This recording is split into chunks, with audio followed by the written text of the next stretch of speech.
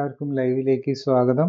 ഇന്ന് നമ്മളുടെ വിഷയം ആസ്പിരിൻ ബ്ലഡ് തിന്നേഴ്സ് ശ്രദ്ധിക്കുക എന്നുള്ളതാണ്.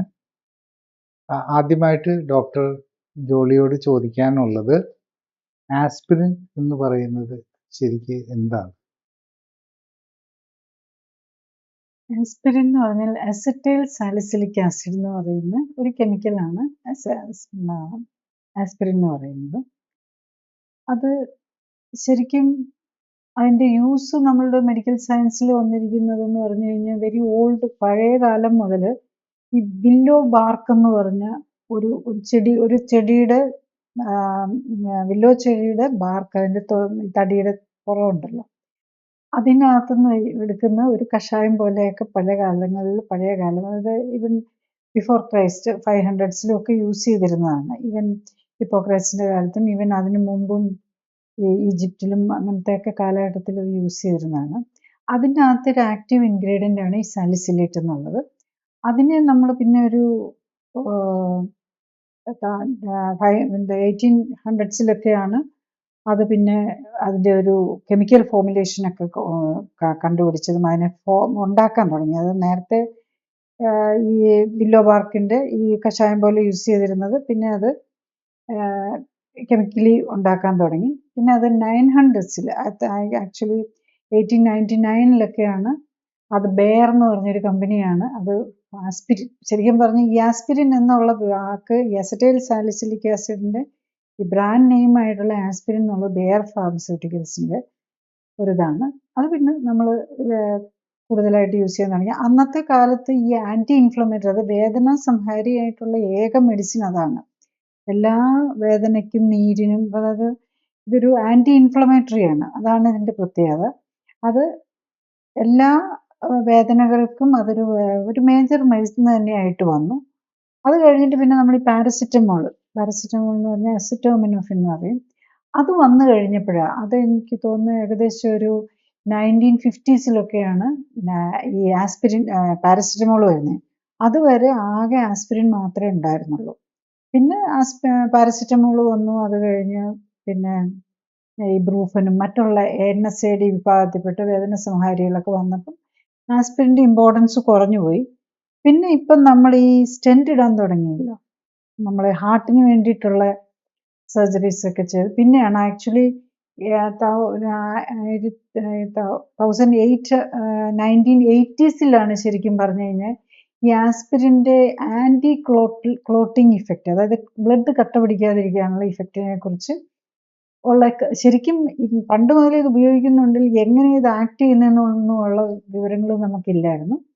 ദെൻ ഈ 1980s നമ്മൾ ഇതിൻ്റെ ക്ലോട്ടിങ്ങും അതെങ്ങനെയാണ് ആക്ട് ചെയ്യുന്നത് ഞങ്ങൾക്ക് മനസ്സിലായി. പിന്നെ അതിനുശേഷമാണ് നമ്മളുടെ ഈ വാസ്കുലാർ സ്റ്റെൻറ്റും കാര്യങ്ങളും ഒക്കെ വന്നപ്പോൾ, അപ്പോൾ വീണ്ടും അങ്ങനെയുള്ളവർക്ക് വേണ്ടിയിട്ട് ഈ ക്ലോട്ടിങ് കുറയ്ക്കാൻ വേണ്ടിയിട്ട് നമ്മൾ യൂസ് വന്നു. അതാണ് ബേസിക്കലി, അങ്ങനെയാണ് നമ്മൾ ഈ ആസ്പിരിൻ ഉപയോഗിക്കുന്നത്. ഈ ആസ്പിരിൻ നേരത്തെ ഈ പറഞ്ഞ പോലെ വേദന സംഹാരിയായിട്ട് യൂസ് ചെയ്തിരുന്നത്, പക്ഷെ പിന്നീട് ബ്ലഡ് ക്ലോട്ടിങ്ങിനായിട്ട് ഉപയോഗിച്ചു തുടങ്ങി. എങ്ങനെയാണ് ഇത് ശരിക്കും ഈ ബ്ലഡ് ക്ലോട്ടിങ് ഒഴിവാക്കുന്നത്? ആക്ച്വലി ആസ്പിരിൻ നമ്മളുടെ ബ്ലഡ് ക്ലോട്ടിങ് മെക്കാനിസത്തിൽ ഒരു ഏറ്റവും ഇമ്പോർട്ടൻറ്റ് പാർട്ടാണ് പ്ലേറ്റ്ലെറ്റ് എന്ന് പറയുന്നത്.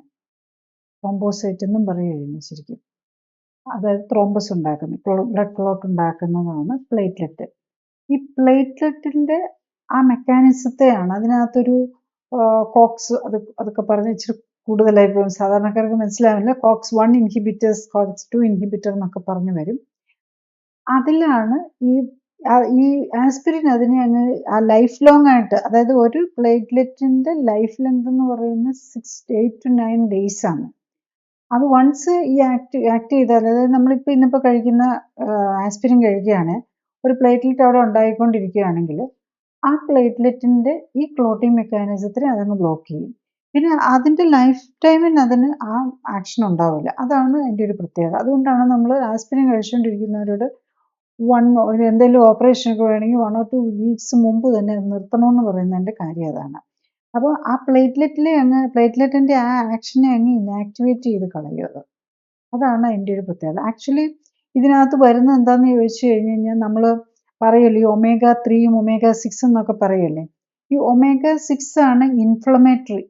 അതായത് omega-6ന്റെ ഒരു പാത്വേ ഉണ്ട്. അതിലാണ് ഈ കോക്സ് എന്നൊക്കെ കോക്സ് എന്ന് പറഞ്ഞാൽ വേറൊന്നുമല്ല, സൈക്ലോ ഓക്സിജനേസ് എന്ന് പറഞ്ഞൊരു എൻസൈമാണ്.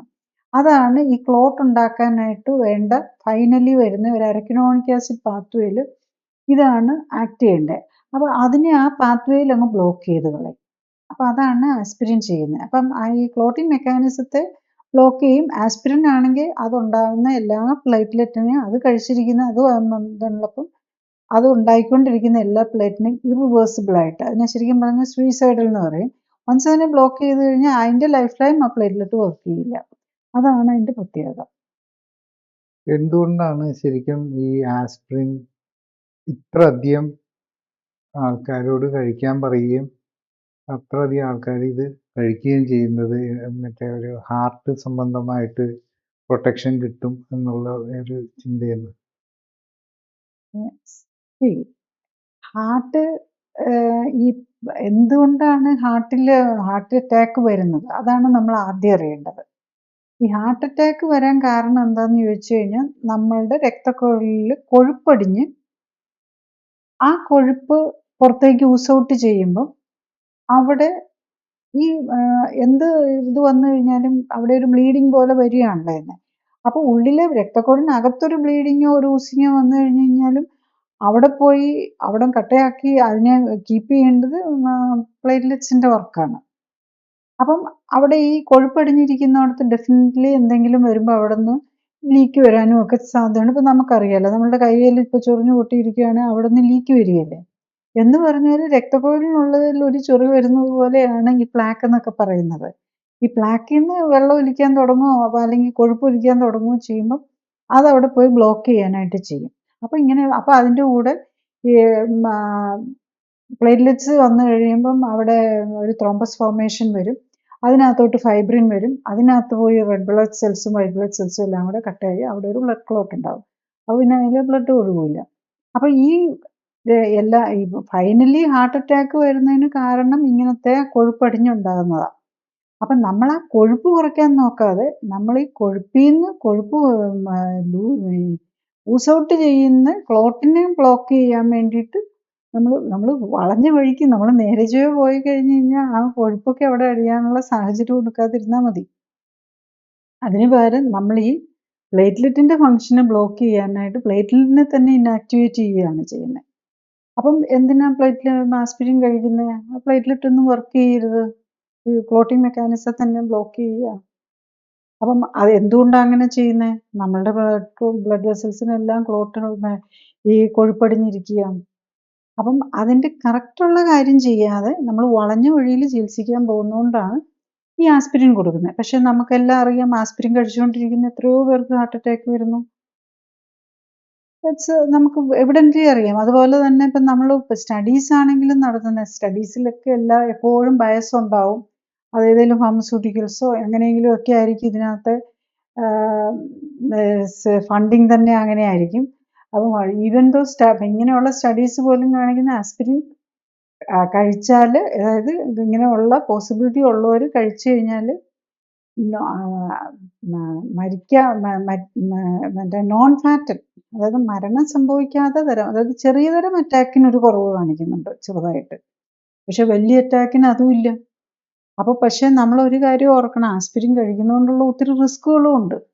അപ്പം നമ്മൾ കറക്റ്റായിട്ടാണെങ്കിൽ നമ്മൾ ആസ്പിരിൻ കഴിക്കുകയല്ല ചെയ്യേണ്ടത്. നമ്മളുടെ രക്തക്കുഴലിൽ അടിഞ്ഞിരിക്കുന്ന കൊഴുപ്പ് മാറ്റാനായിട്ട് നമ്മൾ ലൈഫ് സ്റ്റൈൽ ഡിസീസാണ് ഇപ്പം ഇതിന് വേണ്ടിയിട്ടാണ്, നമുക്കറിയാമല്ലോ, എല്ലാ ഹാർട്ട് പേഷ്യൻസിനുമാണ് നമ്മൾ ആസ്പിരിൻ പ്രിസ്ക്രൈബ് ചെയ്തിരിക്കുന്നത്. അല്ലെങ്കിൽ ഹാർട്ട് അറ്റാക്ക് വരാൻ സാധ്യതയുള്ള smokers, diabetic patients, hypertension പേഷ്യൻസിന് ആക്ച്വലി റിസ്ക് കൂടുതലാണ്. ഹൈപ്പർ ടെൻഷൻ ഉള്ളവർക്ക് ബ്രെയിൻ ബ്ലീഡൊക്കെ വരാൻ ചാൻസ് കൂടുതലുണ്ട്. അപ്പോൾ ആസ്പിരിൻ കഴിക്കുന്ന ആക്ച്വലി റിസ്ക് കൂടുതലാണ്. പക്ഷേ എന്നാലും എല്ലാവരും കഴിക്കുന്നുണ്ട്. അപ്പം അത് ശരിക്കും ഒന്നും കഴിക്കുന്നവരും മൊത്തം, പക്ഷേ ഡോക്ടേഴ്സിന് ഇപ്പോൾ പ്രിസ്ക്രൈബ് ചെയ്യുന്ന ഡോക്ടേഴ്സിന് ഒത്തിരി ലിമിറ്റേഷൻ ഉണ്ട്. നമ്മൾ ഇങ്ങനെയൊക്കെയാണെന്ന് പറഞ്ഞു കഴിഞ്ഞ് കഴിഞ്ഞാലും ഈ പല ഇങ്ങനെ കുറേ കമ്മീഷൻസും അസോസിയേഷൻസും ഒക്കെ ഉണ്ട്. അവരുടെയൊക്കെ റെക്കമെൻഡേഷൻസ് ഉണ്ട്. അപ്പോൾ എന്താണെന്ന് വെച്ചാൽ ഒരു കാർഡിയോളജിസ്റ്റിൻ്റെ അടുത്ത് പോയാൽ കാർഡിയോളജിസ്റ്റിന് കൊടുക്കാതിരിക്കാൻ പറ്റില്ല. കാരണം കൊടുത്തില്ലെങ്കിൽ ഒരു അറ്റാക്ക് വന്നു കഴിഞ്ഞാൽ ഡോക്ടർ കൊടുക്കാത്തതിൻ്റെ ആണെന്ന് പറഞ്ഞ് ആരെങ്കിലും കേസിന് പോയാൽ ഡോക്ടർ പെട്ടുപോകും. സോ ഇങ്ങനെയുള്ള കുറേ സാധനങ്ങൾ വന്നിരിക്കുന്നത് പലതും അങ്ങനെ തന്നെ കൊടുക്കേണ്ടി വരുന്നു. കൊടുക്കാതിരിക്കുന്നവർ ചിലപ്പോൾ അതിലും കൂടുതൽ പ്രോബ്ലത്തിൽ പെടും. അപ്പോൾ അങ്ങനെ കുറേ പ്രോബ്ലംസ് ഉണ്ട് ഇപ്പം. അതിപ്പോൾ അതുകൊണ്ട് അവനവൻ തന്നെ മനസ്സിലാക്കണം. ഓരോരുത്തരും അവരവർ മരുന്ന് കഴിക്കുന്നുണ്ടെങ്കിൽ അതിൻ്റെ സൈഡ് ഇഫക്റ്റും കൂടെ അറിയണം. ആസ്പിരിൻ കഴിക്കുമ്പം വില കുറഞ്ഞ മരുന്നാണ്, വലിയ ഇതൊന്നും ഇല്ല, ഒക്കെ വെറുതെ അങ്ങ് കഴിക്കാം എന്ന് കരുതരുത്. കാരണം അതിന് അത്രയധികം സൈഡ് ഇഫക്റ്റ് ഉണ്ട്. കാരണം പലപ്പോഴും ഞാൻ കാണാറുണ്ട് പേഷ്യൻസിൻ്റെ അത്ര ഇതായിട്ട് കഴിക്കുന്ന. ഇപ്പം ഓരോരോ പേഷ്യൻ്റ് ഞാൻ ഓർക്കുന്നു, അവരുടെ കയ്യിലെല്ലാം വരുമ്പോൾ ഒരു നമ്മുടെ clinically supported lifestyle correction എടുക്കുന്ന പേഷ്യൻ്റ് ആയിരുന്നു. അപ്പോൾ അവർ ആദ്യമേ വരുമ്പോൾ തന്നെ അവരുടെ കയ്യിലെല്ലാം ഈ നീലച്ച പാടുകളാണ്. ഇതെന്താണെന്ന് ചോദിക്കുമ്പോൾ അവർ ഗാർഡനിൽ വർക്ക് ചെയ്യും, അപ്പോൾ മുളകൊക്കെ കൊള്ളുമ്പോൾ അതിൽ വരുന്നതാണ്. അപ്പോൾ അവർ ഈ ആസ്പിരിനും കോപ്പഡോക്രിലും മരുന്ന് കഴിക്കുന്നുണ്ട്. ഹാർട്ട് പേഷ്യൻ്റ് ആയിരുന്നു, അത് നല്ല കഴിക്കുകയുള്ളൂ. അപ്പോൾ അവരുടെ ഡയബറ്റിക്കും ഹാർട്ടും ഒക്കെ ഉണ്ടായിരുന്നു. ഇവരുടെ മരുന്നെല്ലാം നിർത്തി 3 മന്ത്സ് ആയപ്പോഴേക്കും മരുന്നുകളെല്ലാം തീർന്നു. അവർ പോയിട്ട് 6 മന്ത്സിൻ്റെ റിവ്യൂവിന് വന്നപ്പം വീണ്ടും അവരുടെ കയ്യിൽ സ്പോട്ട് കണ്ടു. അപ്പം അതും 3 മന്ത്സ് ആയപ്പോഴേക്കും അവരുടെ ഇങ്ങനത്തെ ഈ ബ്ലീഡിങ് സ്പോട്ട്സ് എല്ലാം മാറിയതാണ്. അപ്പം ഞാൻ വീണ്ടും ചോദിച്ചു, അതെന്ത് പറ്റി, ഇതെന്താ, വേറെ എന്തെങ്കിലും മരുന്ന് ഒന്നും കഴിക്കുന്നില്ലെന്നാണ് പറഞ്ഞത്. പക്ഷേ ഈ സ്പോട്ട് അവർ എന്നോട് പറയുമ്പോൾ മരുന്നൊന്നും കഴിക്കുന്നില്ല. അല്ല, ഞാൻ ആസ്പിരിൻ റീസ്റ്റാർട്ട് ചെയ്തു. അതെന്താ അങ്ങനെ പറഞ്ഞത്? അല്ല, എൻ്റെ ഒരു ക്ലോസ് റിലേറ്റീവ് അവരുടെ അടുത്ത് പോയപ്പോൾ ഞാൻ ഈ കാര്യമൊക്കെ പറഞ്ഞപ്പം അവരെന്നോട് പറഞ്ഞു, എല്ലാ മരുന്നും നിർത്തിയതിന് ശരി ആസ്പിരിൻ കഴിച്ചോളണമെന്ന്. അപ്പം ഞാൻ വീണ്ടും സ്റ്റാർട്ട് ചെയ്തു. അത്ര സ്നേഹപൂർവ്വം കൊടുക്കുന്ന പലരെ അങ്ങനെയാണ് പ്രശസ്തിപ്പെടുന്നത്. സ്നേഹപൂർവ്വം എല്ലാവരും ഓരോ അഡ്വൈസൊക്കെ തരും. പക്ഷെ ഇപ്പം കയ്യിലൊരു ചെറിയ മുള്ളു ഉള്ളപ്പം ഒരു ബ്ലീഡിങ് വന്നത് കാണിക്കുന്നുണ്ടെങ്കിൽ അവർക്ക് ചെറിയൊരു ഇപ്പം തലയൊന്നും എല്ലായിടത്തും ഇടിക്കുകയൊക്കെ ചെയ്താൽ ബ്രെയിൻ ഹെമറേജ് വന്നാലാണ് ഇത് ഏറ്റവും വലിയ പ്രോബ്ലം വരുന്നത്. അപ്പോൾ അത് സ്ട്രോക്കിലേക്ക് പോകാം. നമ്മൾ അറിയുക പോലും ഇല്ല. ചിലപ്പം വല്ലതും ഒന്ന് തെന്നി വീണപ്പോൾ തലേന്ന് ഇടിച്ചതേ കാണുള്ളൂ, നമ്മളിതൊന്നും ഓർക്കത്ത് പോലും ഇല്ല. പക്ഷെ അവിടെ അത് ബ്ലീഡിങ് വന്ന് ചിലപ്പം ഒരു സ്ട്രോക്കിലേക്കൊക്കെ പോകാനുള്ള പോസിബിലിറ്റി ഉണ്ട്. ഈ ആസ്പിരിൻ്റെ കാര്യം പറയുമ്പോൾ ആസ്പിരിൻ ഇങ്ങനെ കഴിക്കുന്നവർ കോമൺലി പറയുന്ന ഒരു അസ്വസ്ഥത അവർക്ക് വയറ് സംബന്ധമായിട്ടുള്ള ബുദ്ധിമുട്ടുകളൊക്കെയാണ്. അത് എത്രമാത്രം ആസ്പിരിനായിട്ട് ബന്ധമുണ്ട്? ശരിക്കും ഈ നമ്മളിപ്പോൾ ഞാൻ പറഞ്ഞല്ലോ, ഒരു സൈക്ലോ ഓക്സിജനേസ് എന്ന് പറഞ്ഞ ഒരു എൻസൈം അരക്കിഡോണിക് പാത്വേയിൽ ബ്ലോക്ക് ചെയ്യുകയാണ് ചെയ്യുന്നത്.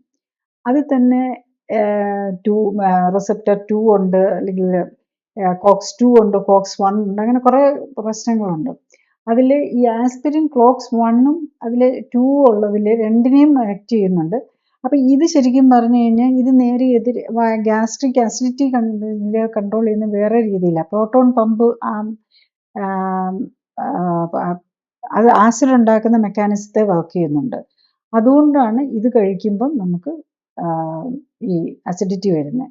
ഇപ്പം അതുകൊണ്ടാണ് നമ്മൾ ഈ ആസ്പിരിൻ കഴിക്കുമ്പം അതിൻ്റെ കൂടെ എപ്പോഴും നമ്മൾ പ്രോട്ടോൺ പമ്പ് ഇൻഹിബിറ്ററും കൂടെ കൊടുക്കുന്നത്. അപ്പോൾ അവിടെ ആക്ടിവേറ്റ് ചെയ്യും, നമ്മുടെ ആസിഡ് സെക്രേഷൻ കൂടും. അതാണ് ഇത് വരുന്നത്.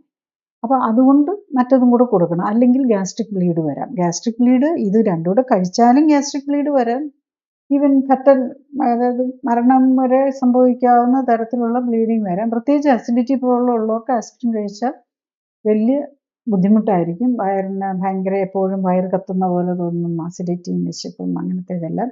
മാത്രമല്ല അവിടെ അൾസർ ഉണ്ടാവുക എന്ന് ഓർക്കണം. അപ്പം നമ്മൾ കയ്യിൽ ഉള്ള അൾസർ എങ്ങനെയാണ് ഇരിക്കുന്നത് നമുക്കറിയാമല്ലോ. നമ്മൾ കയ്യിൽ സ്കിന്നിൽ വരുന്നത് അതുപോലത്തെ അൾസർ വയറിനുള്ളിൽ വരികയാണ്. അത് അങ്ങോട്ട് നമ്മളുള്ള ഫുഡും ഉള്ള എരിവും പുളിയും എല്ലാം കൂടി ഇട്ട് കൊടുക്കുകയും ചെയ്യുന്നുണ്ട്. അവിടെയാണ് നമ്മൾ ഈ ആസ്പിരിനും കൂടി ഇടുന്നത്. അവിടെ ഒരു അൾസർ വരുന്നു. അതിൽ നിന്ന് ഈവൻ ബ്ലീഡൊക്കെ വന്നിട്ടാണ് ഇങ്ങനെ സിവിയർ ബ്ലീഡിങ്ങിലേക്കും, അല്ലെങ്കിൽ ഈവൻ പെർഫറേഷൻ വരാം. ഇൻഡസ്ട്രിയൽ ഇങ്ങനെ തുള വീണ് നമ്മൾ ആ ഇത് കുടലിൽ ഒരു മസിൽ വോളാണല്ലോ, അതിന് തുള വീഴുക വരെ ചെയ്യാം. ഈ ആസ്പിരിൻ കഴിക്കുന്ന ആസ്മ രോഗികൾക്കും ചില ബുദ്ധിമുട്ടുകൾ വരാറുണ്ടെന്ന് കേട്ടിട്ടുണ്ട്. അത് എത്രമാത്രം ശരിയാണ്?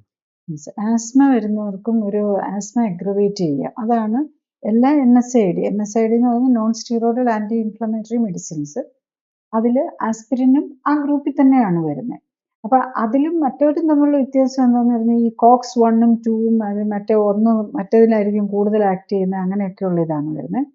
അപ്പം ഈ ഗ്രൂപ്പിലുള്ള എല്ലാ മരുന്നും ആസ്മക്കാർക്ക് കോൺട്രാഇൻഡിക്കേറ്റഡ് എന്ന് പറഞ്ഞാൽ നമ്മൾ സൂക്ഷിച്ചു വേണം, അവർക്ക് ആസ്മ അഗ്രവേറ്റ് ചെയ്യാനുള്ള സാധ്യതയുണ്ട്.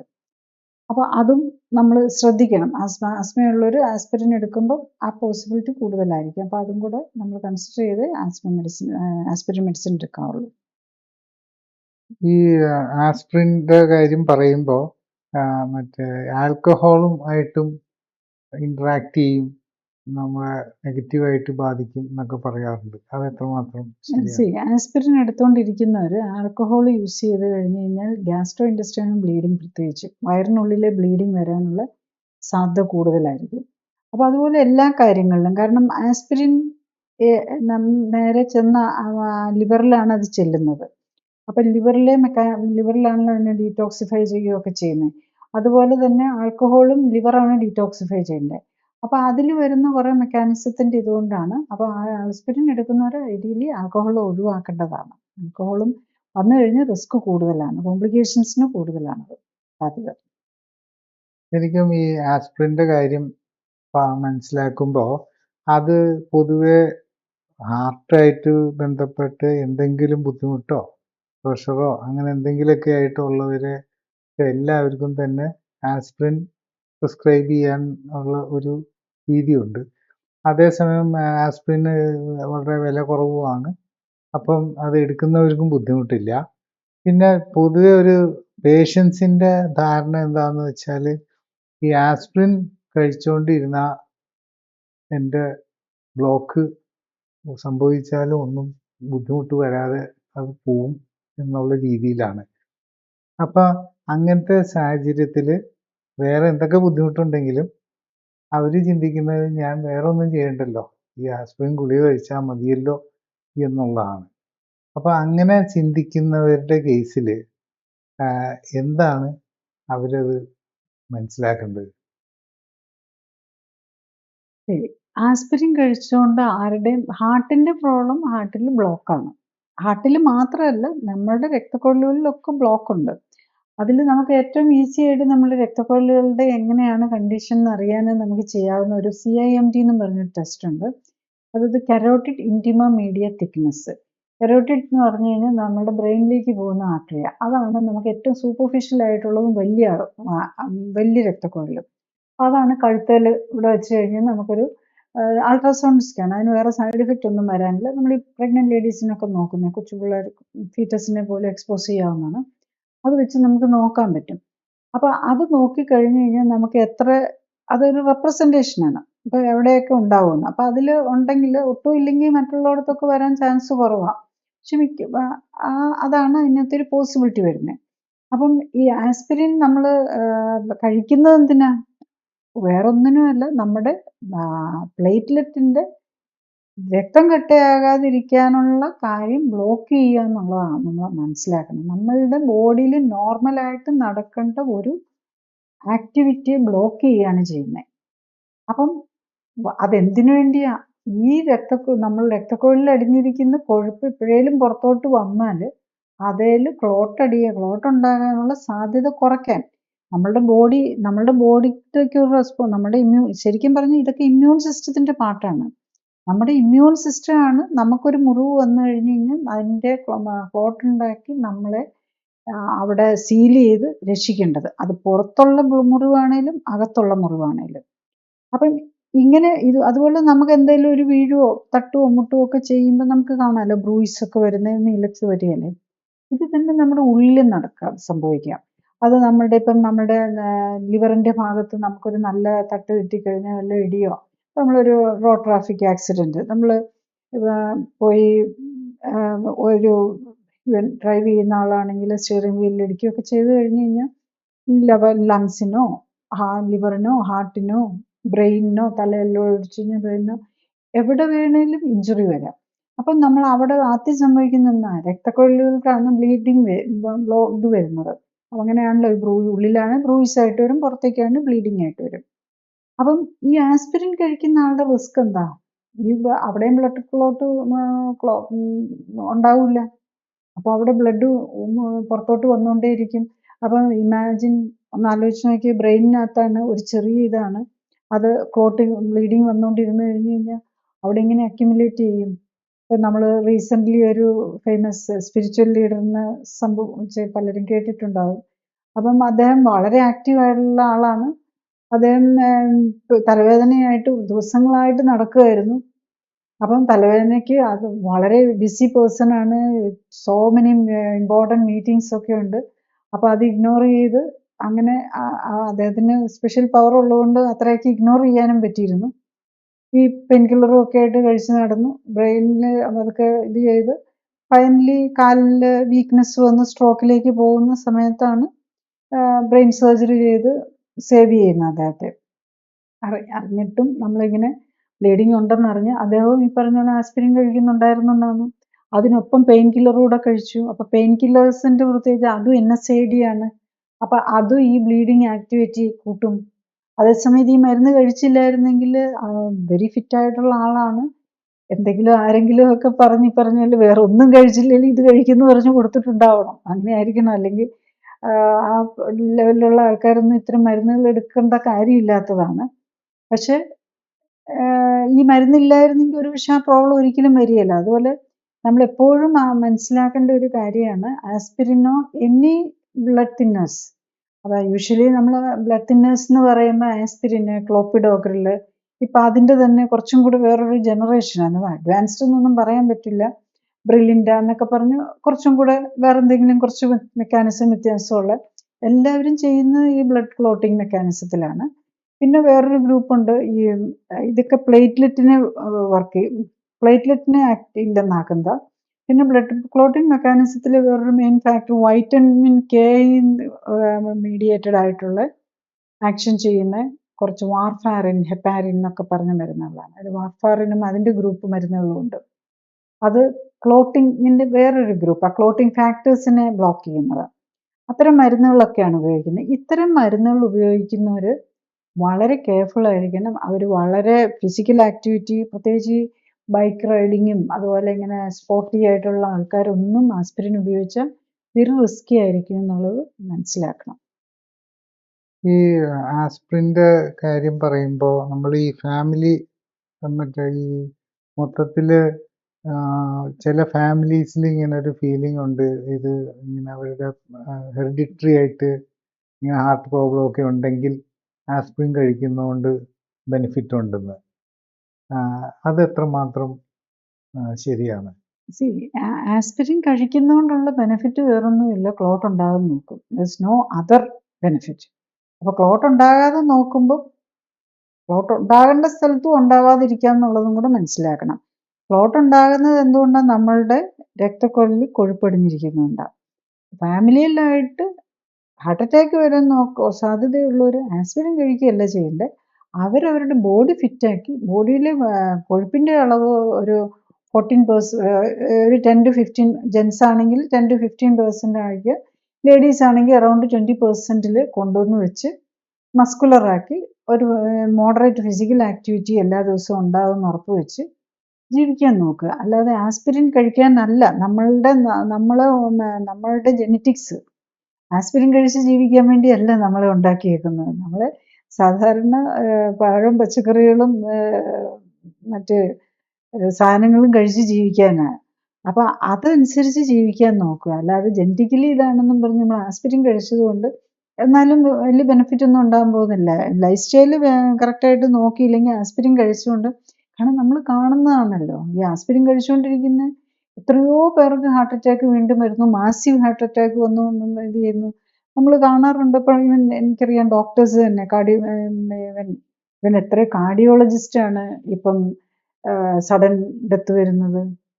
ഈവൻ ഫിസിഷ്യൻസ്, അവർക്കൊന്നും അറിയില്ലാത്തതുകൊണ്ടല്ല, അവർക്ക് അവരുടെ സിംറ്റംസ് പോലും കൺട്രോൾ ചെയ്യാൻ പറ്റുന്നില്ല. സോ ഈ മെഡിസിൻസ് കൊണ്ട് കാര്യമില്ല എന്നുള്ളതും നമ്മൾ ലൈഫ് സ്റ്റൈൽ കറക്ഷനാണ് വേണ്ടതെന്നുള്ളത് ഈ എക്സാമ്പിളെങ്കിലും വെച്ചിട്ട് കഴിഞ്ഞ ഒരു 2-3 months ബാക്കാണെന്ന് തോന്നുന്നു, ഒരു സക്സഷൻ ഒരു 3-4 doctors, famous cardiologist, famous doctors ഒരാഴ്ച തന്നെ ഒരു 3-4 പേര് മരിച്ചു. എല്ലാം in prime health, prime professional lead ചെയ്യുന്ന ആൾക്കാർ, അറൗണ്ട് 40-45 ഇയേഴ്സിലുള്ളവർ.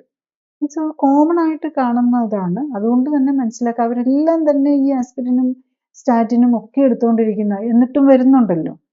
അപ്പൊ അതിന്റെ അർത്ഥം എന്താ? നമ്മൾ മരുന്ന് കൊണ്ടല്ല നമ്മൾ ഇത് ചെയ്യേണ്ടത്. നമ്മൾ ലൈഫ് സ്റ്റൈൽ കറക്റ്റ് ചെയ്ത്, ഇത് ലൈഫ് സ്റ്റൈൽ ഡിസീസാണ്. ഹാർട്ട് അറ്റാക്ക് ലൈഫ് സ്റ്റൈൽ ഡിസീസാണ്. അല്ലാതെ ആസ്പിരിന്റെ കുറവുണ്ടോ, ക്ലോപ്പിഡോഗ്രന്റെ കുറവുണ്ടോ, ബൈപ്പാസിന്റെ കുറവുണ്ടോ, സ്റ്റെന്റിന്റെ കുറവുണ്ടോ ഒന്നും അല്ല ഹാർട്ട് അറ്റാക്ക് വരുന്നതെന്ന് മനസ്സിലാക്കാനുള്ള സിമ്പിൾ അണ്ടർസ്റ്റാൻഡിങ് ഉണ്ടാകുക എന്നുള്ളതാണ്. ഈ സ്റ്റെന്റ് ഇട്ട് കഴിയുമ്പോൾ ഈ ആസ്പിരിനും പിന്നെ വേറെ ഒന്ന് രണ്ട് ഡ്രഗ്സ് ഒക്കെ കൊടുക്കും കുറച്ച് നാളത്തേക്ക്.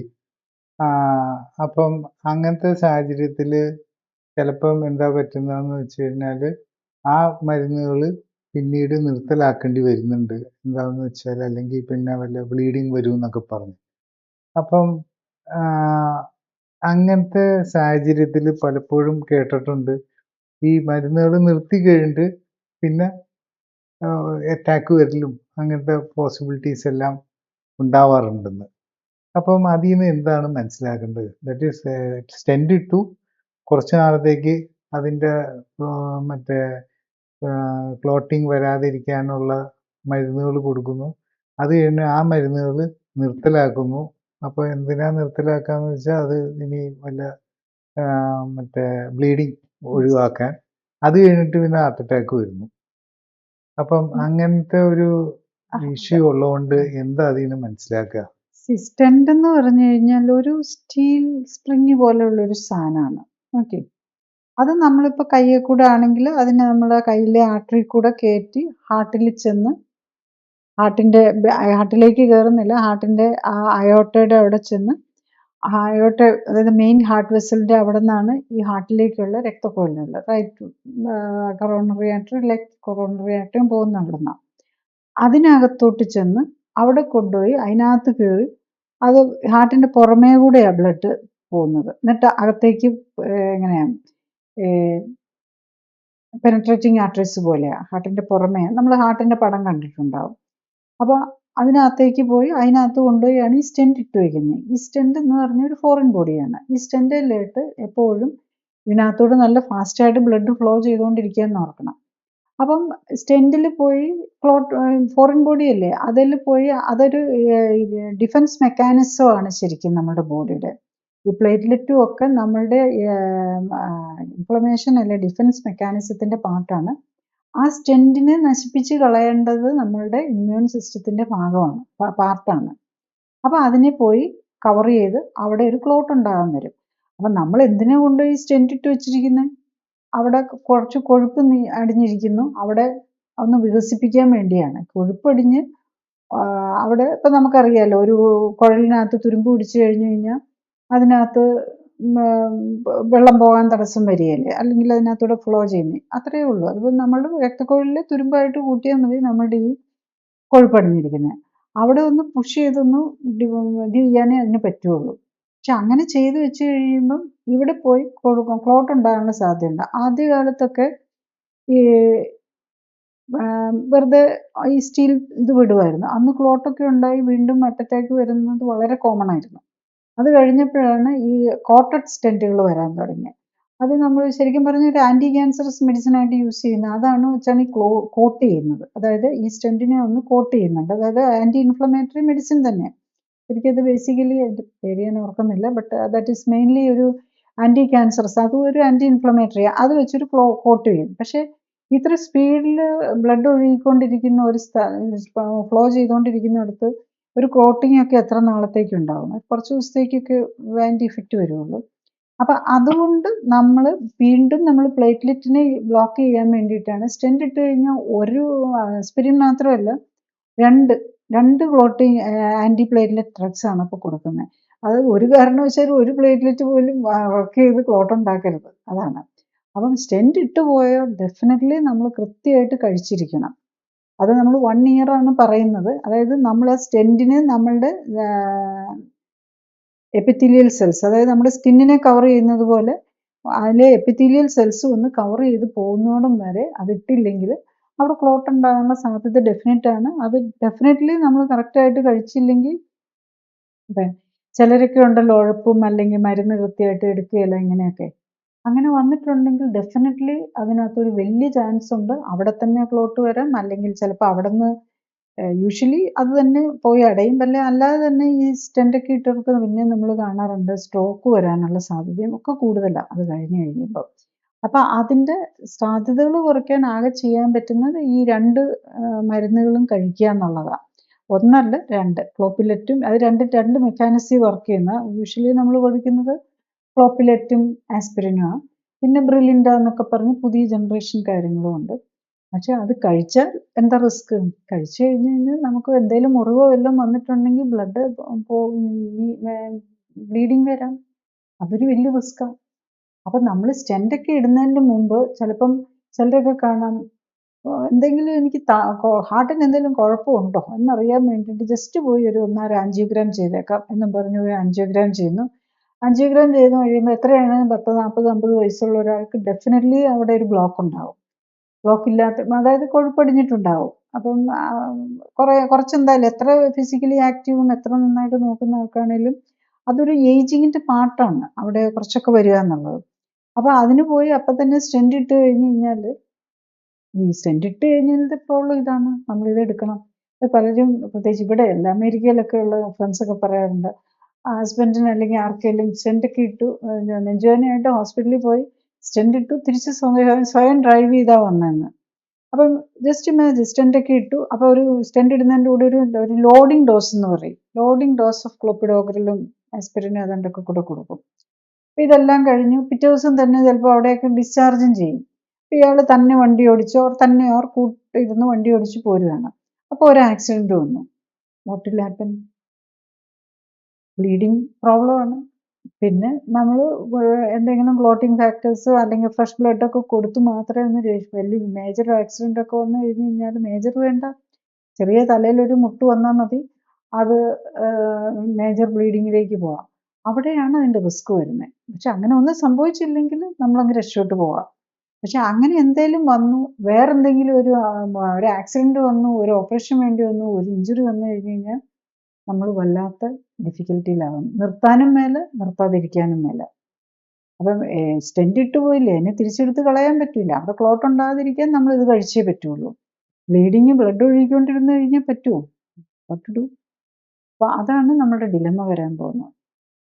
ഇപ്പം നമ്മളുടെ പോയിന്റ് ഓഫ് വ്യൂവിൽ സാധാരണ കേസിൽ ഈ ബ്ലോക്കിൻ്റെ സാധ്യതകൾ ഉള്ളവരും ബ്ലോക്ക് പാർഷ്യലി ഉള്ളവരും ചിലപ്പോൾ 50, 30, 70 ഒക്കെ ആയിട്ടുള്ള പെർസെൻറ്റേജ് ബ്ലോക്ക് ഉള്ളവരും ഒക്കെ ആയിട്ടുള്ളവർക്കാണ് ഈ ആസ്പിരിൻ്റെ ഇഷ്യൂ വരുന്നത്. അപ്പം അങ്ങനെ ആസ്പിരിൻ്റെ ഇഷ്യൂ എന്ന് പറയുന്നത് ബ്ലോക്ക് അവിടെ അതേപോലെ വളർന്നുകൊണ്ടിരിക്കും. പക്ഷേ ആസ്പിരിൻ നമ്മളുടെ ബ്ലോക്ക് പൊട്ടുക അല്ലെങ്കിൽ ആ വല്ല ബ്ലീഡിങ് വരികയൊക്കെ ചെയ്താൽ ക്ലോട്ട് ഇല്ലാതെ നമ്മളെ രക്ഷപ്പെടുത്തും എന്നാണ്. ഏതെങ്കിലും രീതിയിൽ ഈ ബ്ലോക്ക് കുറയ്ക്കാനായിട്ട് മരുന്നുകളുണ്ടോ അല്ലെങ്കിൽ അതിന് എന്തെങ്കിലും ചെയ്യാനായിട്ടുണ്ടോ? ബ്ലോക്ക് കുറയ്ക്കാൻ മരുന്നൊന്നുമില്ല. ഈ തരുന്ന മരുന്നുകൾ ഹാർട്ടിന് വേണ്ടിയിട്ട് തരുന്ന മരുന്നുകളൊന്നും ബ്ലോക്ക് കുറയ്ക്കാനല്ല. അതെല്ലാവരും മനസ്സിലാക്കണം. ഈ ചെയ്യുന്ന ഓപ്പറേഷൻ ഒന്നും ബ്ലോക്ക് ഇപ്പം ബൈപ്പാസ് ഓപ്പറേഷൻ ചെയ്താൽ ആരുടെയും ബ്ലോക്ക് മാറുകയില്ല. ബൈപ്പാസിൽ എന്താ ചെയ്യുന്നതെന്ന് ചോദിച്ചാൽ കാലിൽ നിന്നൊരു രക്തക്കുഴലെടുത്ത് നമ്മളുടെ അയോട്ടയിൽ നിന്ന് എടുത്തിട്ട് ആ ബ്ലോക്ക് ഉള്ളതിൻ്റെ അപ്പുറത്തേക്ക് കണക്ട് ചെയ്ത് വയ്ക്കുകയാണ് ചെയ്യുന്നത്. അപ്പോൾ അയോട്ടയിൽ നിന്നുള്ള ബ്ലഡ് നേരെ അങ്ങോട്ട് ഒഴുകും എന്നുള്ളതാണ് വരുന്നത്. പക്ഷെ അതിലിപ്പം നമ്മൾ ഒരു ആൻജിയോഗ്രാം ചെയ്യുമ്പോൾ നമുക്ക് ഇപ്പുറത്ത് അവിടെ വരെ പോകുന്നുള്ളതെന്ന് മാത്രമേ അറിയത്തുള്ളൂ. അതിന് ശേഷമുള്ള രക്തക്കുഴലിൻ്റെ കണ്ടീഷൻ എന്താണെന്ന് അറിയത്തില്ല. അതൊക്കെ നാളുകൾക്ക് മുമ്പാണെങ്കിൽ അതെല്ലാം ചുരുങ്ങിപ്പോയി അങ്ങോട്ട് ബ്ലഡ് ഒഴുകണമെന്ന് യാതൊരു നിർബന്ധവും ഇല്ല. നമുക്കിത് ചെയ്തു വയ്ക്കാം. പക്ഷെ ബ്ലഡ് ഒഴുകണമെന്ന് നിർബന്ധമൊന്നുമില്ല. ആ രക്തക്കുഴലിൽ അവിടെ പേറ്റൻ്റ് ആണോ എന്ന് നമുക്കറിയാനും മാർഗമൊന്നുമില്ല. അതൊരു ഉദ്ദേശം വെച്ച് നമ്മൾ ഒരു ആൻജിയോഗ്രാം ചെയ്യുന്നു, അവിടെ വരെ ബ്ലോക്ക് ഉണ്ട്, അതിൻ്റെ അപ്പുറത്തെ രക്തക്കുഴൽ ഓക്കെ ആയിരിക്കും, അവിടെ മാത്രമേ ഉള്ളൂ എന്ന് അസ്യൂം ചെയ്തുകൊണ്ട് ചെയ്യുന്നതാണ്. പക്ഷെ അതിനപ്പുറത്തോട്ടും ഈ കൊഴുപ്പടിഞ്ഞ് അവിടെ മൊത്തം ബ്ലോക്ക് ആയിരിക്കുകയാണെങ്കിലോ അതിന് അങ്ങോട്ട് ബ്ലഡൊന്നും ഒഴുകണമെന്നില്ല. അപ്പം ഈ ബേസിക്കലി ഇതാണ് ഒരു മരുന്ന് വെച്ചിട്ടും നമുക്ക് നമ്മുടെ ബ്ലോക്കിനെ മാറ്റാൻ പറ്റില്ല. പക്ഷെ നമ്മൾ ലൈഫ് സ്റ്റൈൽ കറക്റ്റ് ചെയ്താൽ, ലൈഫ് സ്റ്റൈൽ മീൻസ് കറക്റ്റായിട്ടുള്ള ഫുഡും എക്സസൈസും ചെയ്ത് ന്യൂട്രീഷൻ കറക്റ്റായിട്ട് കൊടുത്തു കഴിഞ്ഞാൽ നമ്മളുടെ കൊഴുപ്പ് ഇറങ്ങി പോകുന്നതനുസരിച്ച് ഈ കൊഴുപ്പ് കുറേ അബ്സോർബ് ആയി പോകും. പിന്നെ അത് മാത്രമല്ല, ഈ കൊഴുപ്പിൻ്റെ ഒരു പ്രത്യേകത എന്താണെന്ന് വെച്ചാൽ കൊഴുപ്പാണ് നമ്മുടെ ഇൻഫ്ലമേഷനെ ഇതൊക്കെ ഇൻഫ്ലമേറ്ററി ഡിസീസാണ്. അപ്പം നമ്മൾ ഈ ആസ്പിരിൻ എന്ന് പറഞ്ഞാൽ എന്താ, ആൻറ്റി ഇൻഫ്ലമേറ്ററി ആണ്. അത് ഒമേഗ 6ന്റെ പാത്വേയിലാണ് വർക്ക് ചെയ്യുന്നത്. നമ്മളുള്ള ഒമേഗ 6 ഉള്ള നട്ട്സും ബെസ്റ്റ് നല്ല കസാനാണെന്നും പറഞ്ഞുകൊണ്ട് നമ്മൾ എടുത്ത് കഴിക്കുന്ന എന്താ, പഴയ കാലത്ത് ഞാൻ ഓർക്കുന്നു, ഞങ്ങളുടെ ഞാനൊക്കെ MBBS തുടങ്ങുന്ന സമയത്ത് അന്ന് ഹാർട്ട് പേഷ്യൻസിന് ഏറ്റവും ബെസ്റ്റ് ആണെന്ന് പറയുന്നത് സൺഫ്ലവർ ഓയിലായിരുന്നു ഉപയോഗിച്ചുകൊണ്ടിരുന്നത്. അതുപോലെ ഈ ബദാം ഒക്കെ പോലെയുള്ളത് എന്തോ വളരെ ന്യൂട്രീഷൻ സാധനമായിട്ടാണ് വെച്ചിരുന്നത്. ന്യൂട്രീഷൻ അതില്ലെന്ന് പറയുന്നില്ല, പക്ഷെ അതിനകത്ത് എല്ലാം ഒമേഗ 6 വെരി ഹൈ ആണ്. ഈ ഫ്ലാക്സീഡ് അല്ല, സൺഫ്ലവർ ഓയിലിൽ ഓൾമോസ്റ്റ് 70 to 90% 70% ഒമേഗ 6 ഓയിലാണ്. ദറ്റ് ഈസ് അതുപോലെ തന്നെ ഈ ബദാമിനകത്തൊക്കെ അതിനകത്ത് 60% ഓയിലാണ്. ആ 60%ൽ അനദർ 60% വിൽ ബി ഒമേഗ 6. ഈ ഒമേഗ 6 ഓയിലാണ് ഇൻഫ്ലമേറ്ററി കൺട്രോൾ ചെയ്യുന്നത്. അതിനെയാണ് ഈ കോക്സ് ഓക്സിജനേസ് എന്ന് പറയുന്ന എൻസൈം ബ്ലോക്ക് ചെയ്യുന്നത്. അതാണ് ആസ്പിരിൻ്റെ പണി.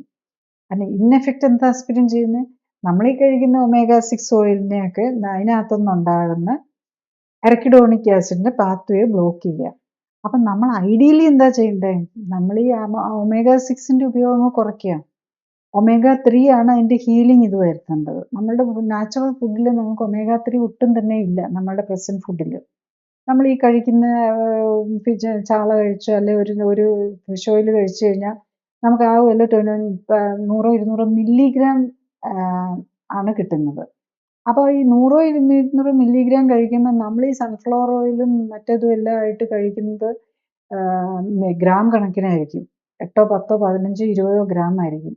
അപ്പോൾ ഒമേഗ 3-6 ബാലൻസ് എത്ര വ്യത്യാസം വന്നു? ഒമേഗ 3-6 ബാലൻസ് 1:1 ആയിരിക്കണം. ആ ബാലൻസ് വ്യത്യാസം വരുമ്പം ഇൻഫ്ലമേഷൻ വരിക. ഈ കൊഴുപ്പൊക്കെ എവിടെ ഇരിക്കുന്നത്? ഈ ഹാർട്ടിൻ്റെ രക്തക്കൊഴലുകളുടെ പടം കണ്ടിട്ടുണ്ടോ? ഹാർട്ടിൻ്റെ രക്തക്കൊഴലിൻ്റെ പുറത്തായിരിക്കുന്നത്, അതിനെ കവർ ചെയ്തിരിക്കുന്ന ഫാറ്റാണ്. ഹാർട്ട് പേഷ്യൻസിനൊക്കെ ഈ കൊഴുപ്പിങ്ങനെ ഹാർട്ടിനെ പൊതിഞ്ഞിരിക്കുകയായിരിക്കും, ഈ രക്തക്കൊഴലുകളെയും പൊതിഞ്ഞിരിക്കുകയായിരിക്കും. ഈ ഒമേഗ 6 ആണ് അവിടെയും പൊതിഞ്ഞിരിക്കുന്നത്. അപ്പോൾ അതിന് നമ്മൾ ചെറുതായിട്ട് നമ്മൾ ഈ ആസ്പിരിനെ ഈ ഒമേഗ 6നെ ഒക്കെ ബ്ലോക്ക് ചെയ്യിപ്പിക്കാനായിട്ട്, ഇത്രയും കൊഴുപ്പ് ശരീരത്തിൽ അടിഞ്ഞിരിക്കുക, എന്നിട്ട് അതിനെ ബ്ലോക്ക് ചെയ്യിപ്പിക്കാനായിട്ട് നമ്മൾ ഈ ആസ്പിരിനെ കഴിക്കുന്നത്. അപ്പം അതിന് പകരം നമ്മൾ ഈ കൊഴുപ്പിനെ കളയാൻ നോക്കുക.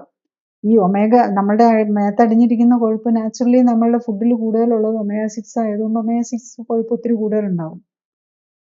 അപ്പം അത് കളഞ്ഞ് കുറച്ച് ഒമേഗ 6 കുറച്ച് നമ്മുടെ ഹോൾ ബോഡിയിലെ ഫാറ്റിൻ്റെ കണ്ടന്റ് കുറച്ച് മസിൽ ബിൽഡപ്പ് ചെയ്ത് നേച്ചറിനൊരു പ്രൊപ്പോർഷൻസ് ഉണ്ട്. അത് ലീൻ മാറ്റ് ഫാറ്റ് മാസ് റേഷ്യോ എന്ന് പറയും. ആ ലീൻ മാറ്റ് ഫാറ്റ് മാറ്റ് റേഷ്യോ കറക്റ്റ് ചെയ്യുക. എന്നിട്ട് കഴിക്കുന്ന കൊഴുപ്പിൽ, നമ്മൾ കഴിക്കുന്ന ഫുഡിലെ കൊഴുപ്പിലാണെങ്കിലും ഈ ഒമേഗ 3-6 1:1 കൊണ്ടുവരാൻ നോക്കുക. ബോഡിയിലുള്ളതിനെ എക്സസ് കളയുകയും ചെയ്യുക. ഇത് ചെയ്ത് കഴിഞ്ഞ് കഴിഞ്ഞാൽ പിന്നെ കറക്റ്റായിട്ട് ന്യൂട്രീഷൻ കൊടുത്തു കഴിഞ്ഞാൽ നമ്മുടെ ബോഡി തന്നെ പുതിയ രക്തക്കൊഴലുകൾ ഉണ്ടാക്കിക്കോളും. കൊഴുപ്പ് അടിഞ്ഞിരിക്കുന്നത് കുറേ ബ്ലോക്ക് ചിലപ്പം ക്ലിയർ ചെയ്ത് അത് കുറേ റിസോർബ് ചെയ്ത് പോകും. ബാക്കി പുതിയ രക്തക്കൊഴലുകൾ ഉണ്ടാക്കി അതിന് നാച്ചുറൽ ബൈപ്പാസ് വരും. അപ്പം പറയുമല്ലോ, ഇപ്പോൾ ഉണ്ടല്ലോ ഹാർട്ടിന് വേണ്ടിയിട്ട് എന്തോ ഒരു എയർ പമ്പ് പോലെ വെച്ചിട്ട് കാലിലെ രക്തക്കൊഴലുകൾ അതും ഹാർട്ടിൻ്റെ ബീറ്റുമായിട്ട് ചില ഹോസ്പിറ്റലുകളിലൊക്കെ ഒരു ട്രീറ്റ്മെൻ്റ് ആയിട്ട് കൊടുക്കുന്നുണ്ട്. ഐ തിങ്ക് അതിന് FDA അപ്രൂവലൊക്കെ കിട്ടി. അതായത് ഹാർട്ടിൻ്റെ രക്തക്കൊഴലുകൾ, പുതിയ രക്തക്കൊഴലുകൾ ഉണ്ടാക്കാൻ ഹെൽപ്പ് ചെയ്യുന്ന ഒരു ട്രീറ്റ്മെൻറ്റ് മെത്തേഡ്. പക്ഷെ എന്തൊക്കെ ഇതിൻ്റെ ഒന്നും ആവശ്യമില്ല. അപ്പം ഞാൻ clinically supported lifestyle correction കൊടുക്കുന്നതിൻ്റെ ഭാഗത്തായിട്ട് വരുന്ന പേഷ്യൻസ് പലരും ബൈപ്പാസ് സർജറി വേണമെന്ന് പറഞ്ഞവരും സ്റ്റെൻറ്റ് ഇടണമെന്ന് പറഞ്ഞവരും, ഈവൻ സ്റ്റെൻറ്റ് ഇട്ടിട്ട് ഇനി ഒരു സ്റ്റെൻറ്റും കൂടി ഇടാനുണ്ട്, അടുത്ത മാസം ഒന്നും കൂടെ. ഇപ്പോൾ ഈ ഒരു പുതിയ ഒരു ട്രെൻഡായിട്ട് ഞാൻ കാണുന്നത് പേഷ്യൻസിൻ്റെ ഇടയിൽ നിന്ന് മനസ്സിലാകുന്നതാണ്, ഫേസ്ഡ് സ്റ്റെൻറ്റിങ്. ആദ്യം ഒരെണ്ണം ഇടും, പിന്നെ കുറച്ച് ദിവസം കഴിയുമ്പം ഒരെണ്ണം കൂടി ഇടും. അങ്ങനെ ഫേസ്ഡ് സ്റ്റെൻറ്റിങ് എന്നും പറഞ്ഞൊരു ടെൻഡൻസിയും കൂടെ കാണുന്നുണ്ട്. അപ്പം അങ്ങനെ ചെയ്യണമെന്ന് പറഞ്ഞവർ, പിന്നെ ഒരു പ്രാവശ്യം ബൈപ്പാസ് ചെയ്തു, പിന്നെ സ്റ്റെന്റ് ഇട്ടു, പിന്നെ ബലൂൺ ആൻജിയോപ്ലാസ്റ്റി കഴിഞ്ഞു, പിന്നെ ഒന്നും കൂടെ ബൈപ്പാസ് ചെയ്യണമെന്ന് പറഞ്ഞ് പേഷ്യൻസ് വരെ വരാറുണ്ട്. ഇവർക്കൊക്കെ അവർ വളരെ ഫാസ്റ്റ്, അതൊക്കെ അവർ ഇങ്ങനെയൊക്കെ പറയുന്നവർ ഭയങ്കര സിംറ്റമാറ്റിക് ആയിരിക്കും, അവർക്ക് ഭയങ്കര നെഞ്ചുവേദനയൊക്കെ ഉള്ളവരാ. അതുപോലെ സ്റ്റെന്റും ഇട്ട് പല പ്രാവശ്യം സ്റ്റെന്റ് ഇട്ട് പിന്നെ ബൈപ്പാസും ചെയ്ത് ഇനി ഒന്നും ചെയ്യാനില്ല.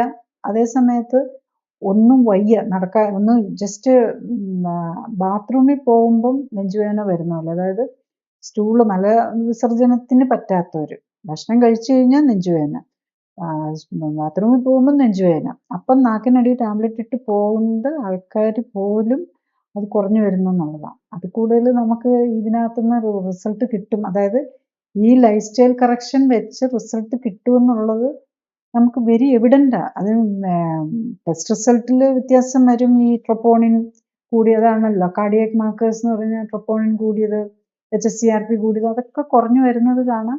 ഏറ്റവും ഇമ്പോർട്ടൻറ്റ് പേഷ്യൻറ്റിന് റിലീഫ് കിട്ടണമല്ലോ. നമ്മൾ ടെസ്റ്റ് റിസൾട്ടിന് ഇമ്പ്രൂവ് ചെയ്തിട്ട് മാത്രം കാര്യമില്ലല്ലോ. പേഷ്യൻറ്റിൻ്റെ റിലീഫാണ് ഫസ്റ്റ് വരുന്നത്, അതിന് നെക്സ്റ്റാണ് ബ്ലഡ് റിപ്പോർട്ടിലെ വ്യത്യാസം വരുന്നത്. കാണാവുന്നതേ ഉള്ളത്, പോസിബിളാണ്, പക്ഷേ പേഷ്യൻറ്റ് വില്ലിങ് ആയിരിക്കണം. നമുക്ക് വെറുതെ ഇരുന്നിട്ട് എന്നാൽ പിന്നെ ഒരു ആസ്പിരിൻ കഴിച്ചിരുന്നാൽ മതിയല്ലോ എന്ന് കരുതിയാൽ പറ്റില്ല.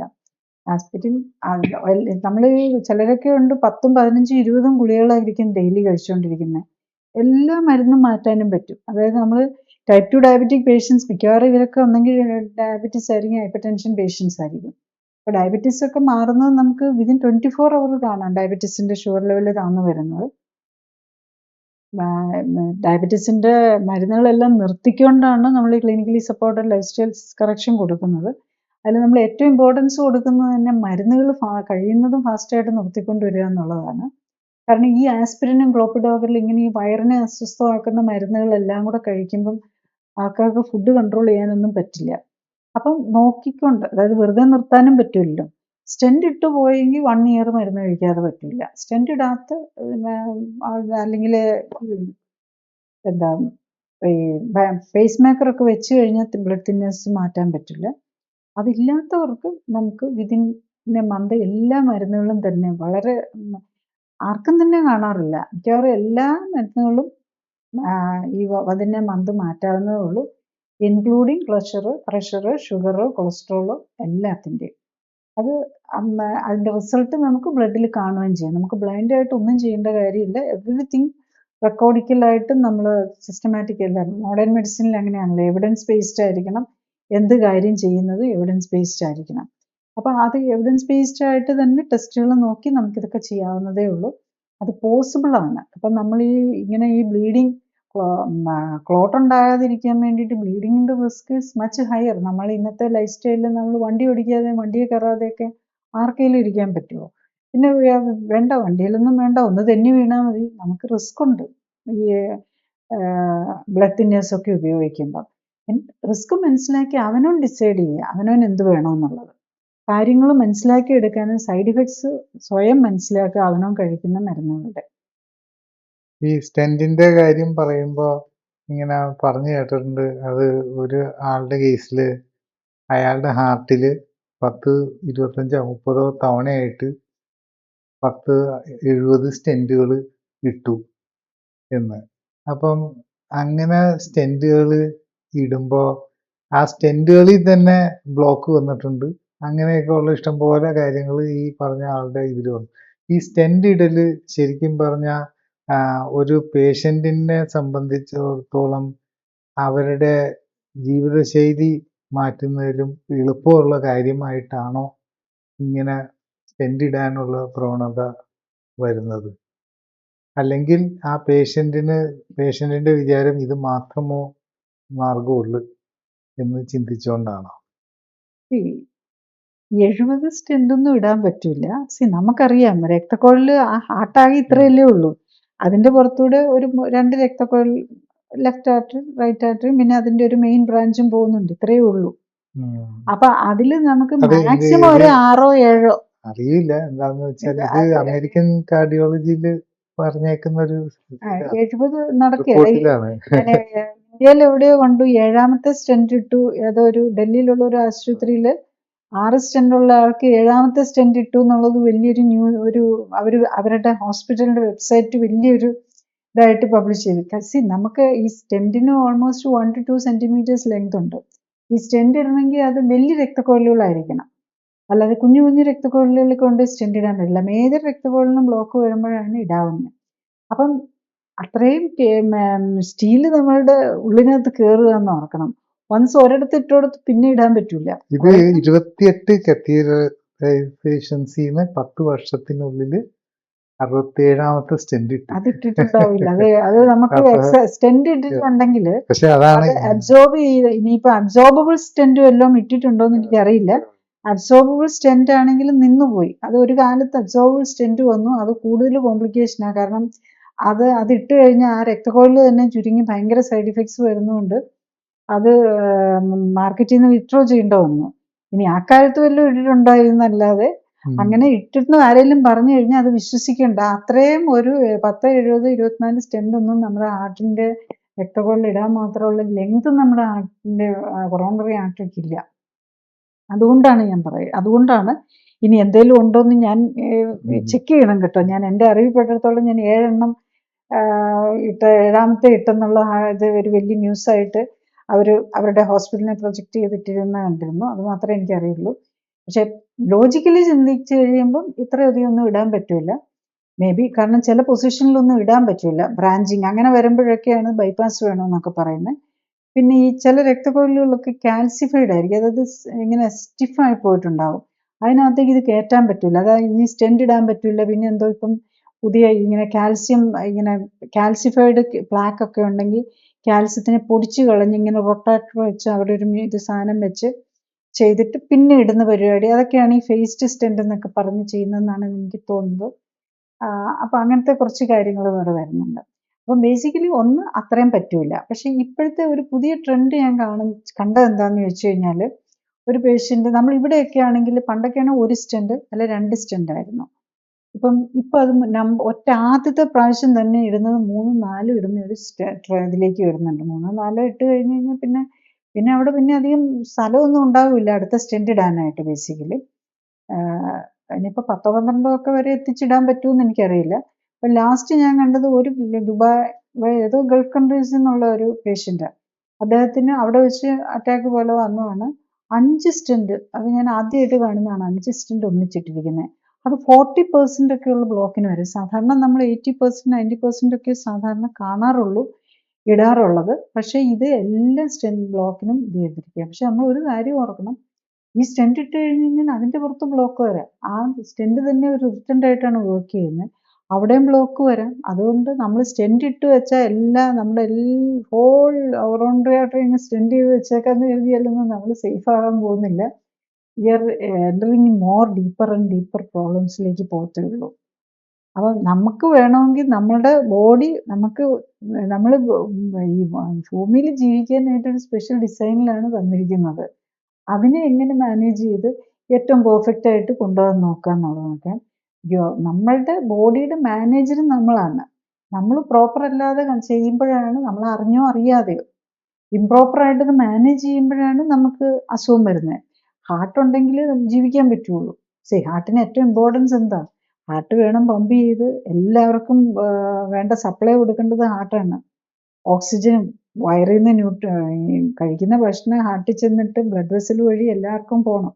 ബ്രെയിൻ ആവശ്യമാണ്, പക്ഷെ ബ്രെയിനിന് പോലും ബ്ലഡ് ഇല്ലാതെ ജീവിക്കാൻ പറ്റില്ല, ബ്ലഡ് അവിടെ ചെന്നാൽ. അപ്പം എന്തുകൊണ്ടാണ് ഹാർട്ട് ഫൈനലി ഒരാൾ മരിക്കുന്നത് എങ്ങനെയാണ്? ഒരാൾ മരിക്കണമെങ്കിൽ there is only one way, heart നിൽക്കണം. എന്നാൽ ഹാർട്ട് നിന്നാൽ മാത്രമേ മരണം ഫൈനലാവുന്നുള്ളൂ.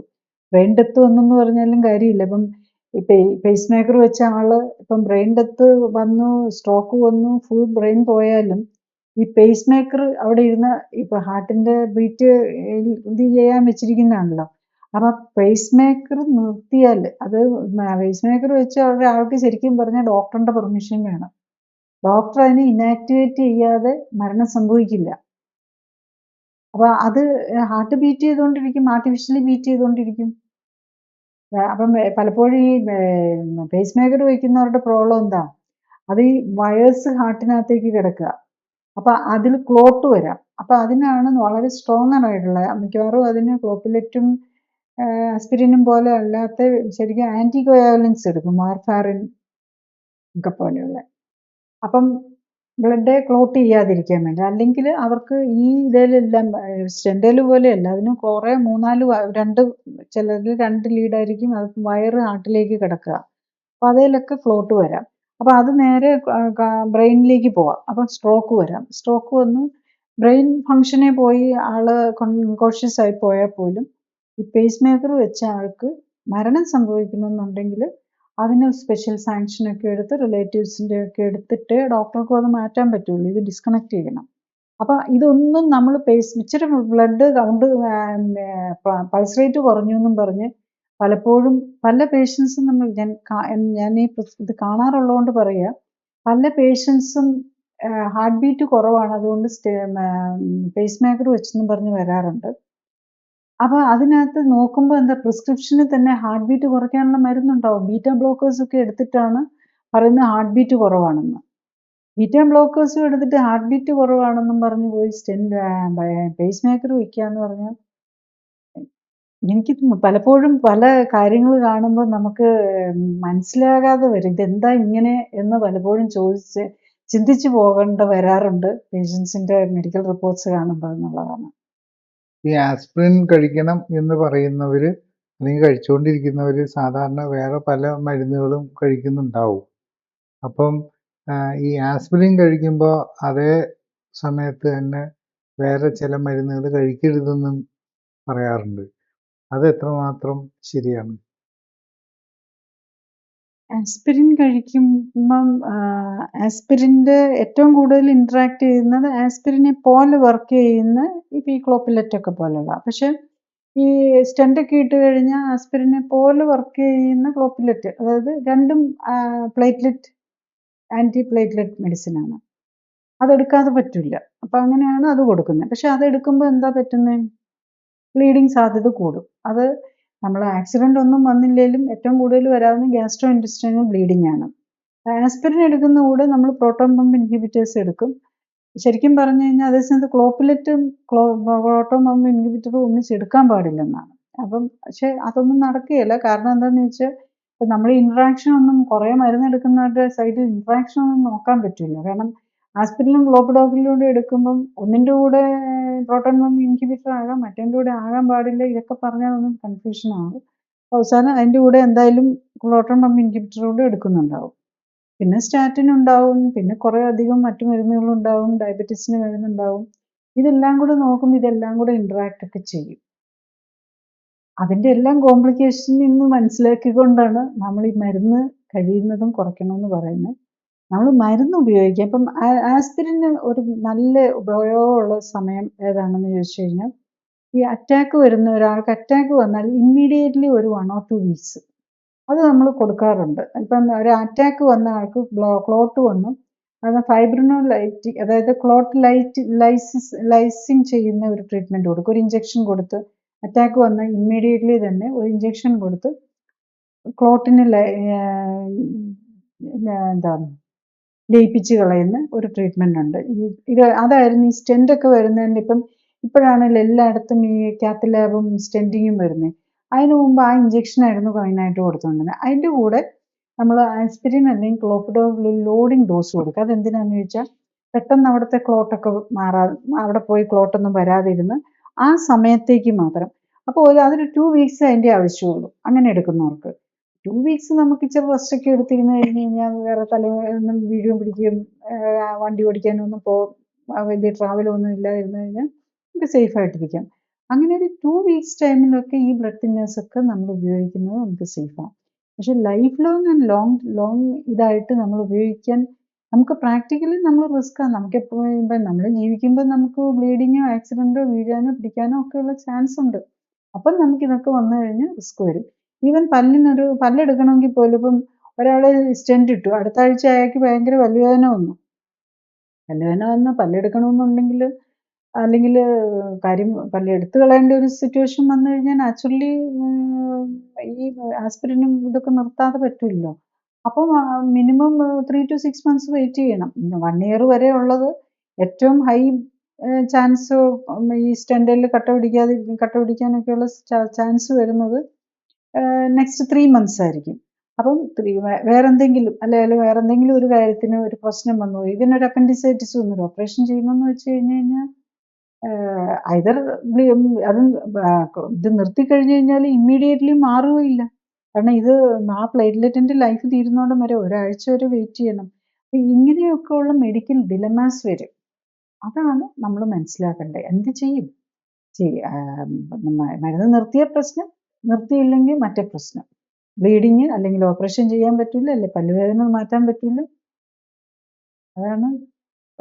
അപ്പൊ ഈ കാര്യങ്ങളൂടെ മനസ്സിലാക്കി വേണം നമ്മൾ ഈ വളരെ ലാഘവത്തോടു കൂടി ഈ ചെറിയ നെഞ്ചുവേദന വന്നു അപ്പൊ തന്നെ അത് ശരിക്കും നെഞ്ചുവേദന വന്നു അപ്പോഴത്തേക്ക് സെറ്റിൽ ചെയ്ത് കഴിഞ്ഞ് കഴിഞ്ഞാൽ ലൈഫ് സ്റ്റൈൽ കറക്റ്റ് ചെയ്ത് ഈ മരുന്നൊന്നും ഇല്ലാതെ പോകാൻ പറ്റുന്നതേ ഉള്ളൂ. എത്ര മരുന്നുകൾ 10, 20, 30 വർഷമായിട്ട് ഡയബറ്റീസും ഹൈപ്പർ ടെൻഷനും ഒക്കെ ഉള്ള പേഷ്യൻസിനും മരുന്ന് നിർത്താൻ പറ്റും. അപ്പം നാച്ചുറലി ഹാർട്ടിന്റെ പ്രശ്നങ്ങളും കുറഞ്ഞു വരും. എല്ലാ പ്രശ്നങ്ങളും കാരണം ഹൈപ്പർ ടെൻഷൻ ആണല്ലോ, അല്ലെങ്കിൽ ഡയബറ്റീസ് ആണ്, അല്ലെങ്കിൽ കൊളസ്ട്രോൾ കൂടിയിരിക്കുന്നതാണ്. അതിനെ അങ്ങ് കുറച്ച് കറക്റ്റ് ചെയ്യുക എന്നുള്ളതാണ്. അതായത് ഇത് പറയുന്നത് കേട്ടിട്ട് വെറുതെ പോയി മരുന്നുകളൊന്നും നിർത്തരുത്. അതും കൂടെ പ്രത്യേകിച്ച് ഓർക്കണം. ഈ മരുന്നുകൾ നിർത്താൻ പറ്റുന്ന ഫസ്റ്റ് ലൈഫ് സ്റ്റൈൽ കറക്റ്റ് ചെയ്ത് നമ്മൾ ബ്ലഡ് പാരാമീറ്റേഴ്സ് കറക്റ്റ് ചെയ്ത് വെച്ചിട്ട് വേണം. അല്ലാതെ മരുന്നൊക്കെ ആസ്പിരിൻ ഒന്നും ഉപയോഗിക്കാൻ പാടില്ല. അതൊക്കെ ലൈഫ് സ്റ്റൈൽ കറക്റ്റ് ചെയ്യാൻ മനസ്സില്ലാത്തവർക്ക് വേണ്ടിയിട്ടാണ് അതൊക്കെ ഉള്ളത്. ലൈഫ് സ്റ്റൈൽ കറക്റ്റ് ചെയ്യുന്നതിനോടൊപ്പം മാത്രമേ മരുന്നുകൾ കുറച്ചുകൊണ്ട് വരാവുള്ളൂ. അല്ലെങ്കിൽ ഡോക്ടർ അത് അങ്ങനെ പറഞ്ഞെന്ന് ആരും ആ രീതിയിൽ ചിന്തിക്കരുത്. ലൈഫ് സ്റ്റൈൽ കറക്റ്റ് ചെയ്ത് ബ്ലഡ് പാരാമീറ്റേഴ്സ് കറക്റ്റ് ആകുന്നതനുസരിച്ച് മാത്രമേ മരുന്നുകൾ വിത്ഡ്രോ ചെയ്യാൻ പറ്റുള്ളൂ. അല്ലെങ്കിൽ ഡെഫിനറ്റ്ലി റിസ്ക് ആണ്.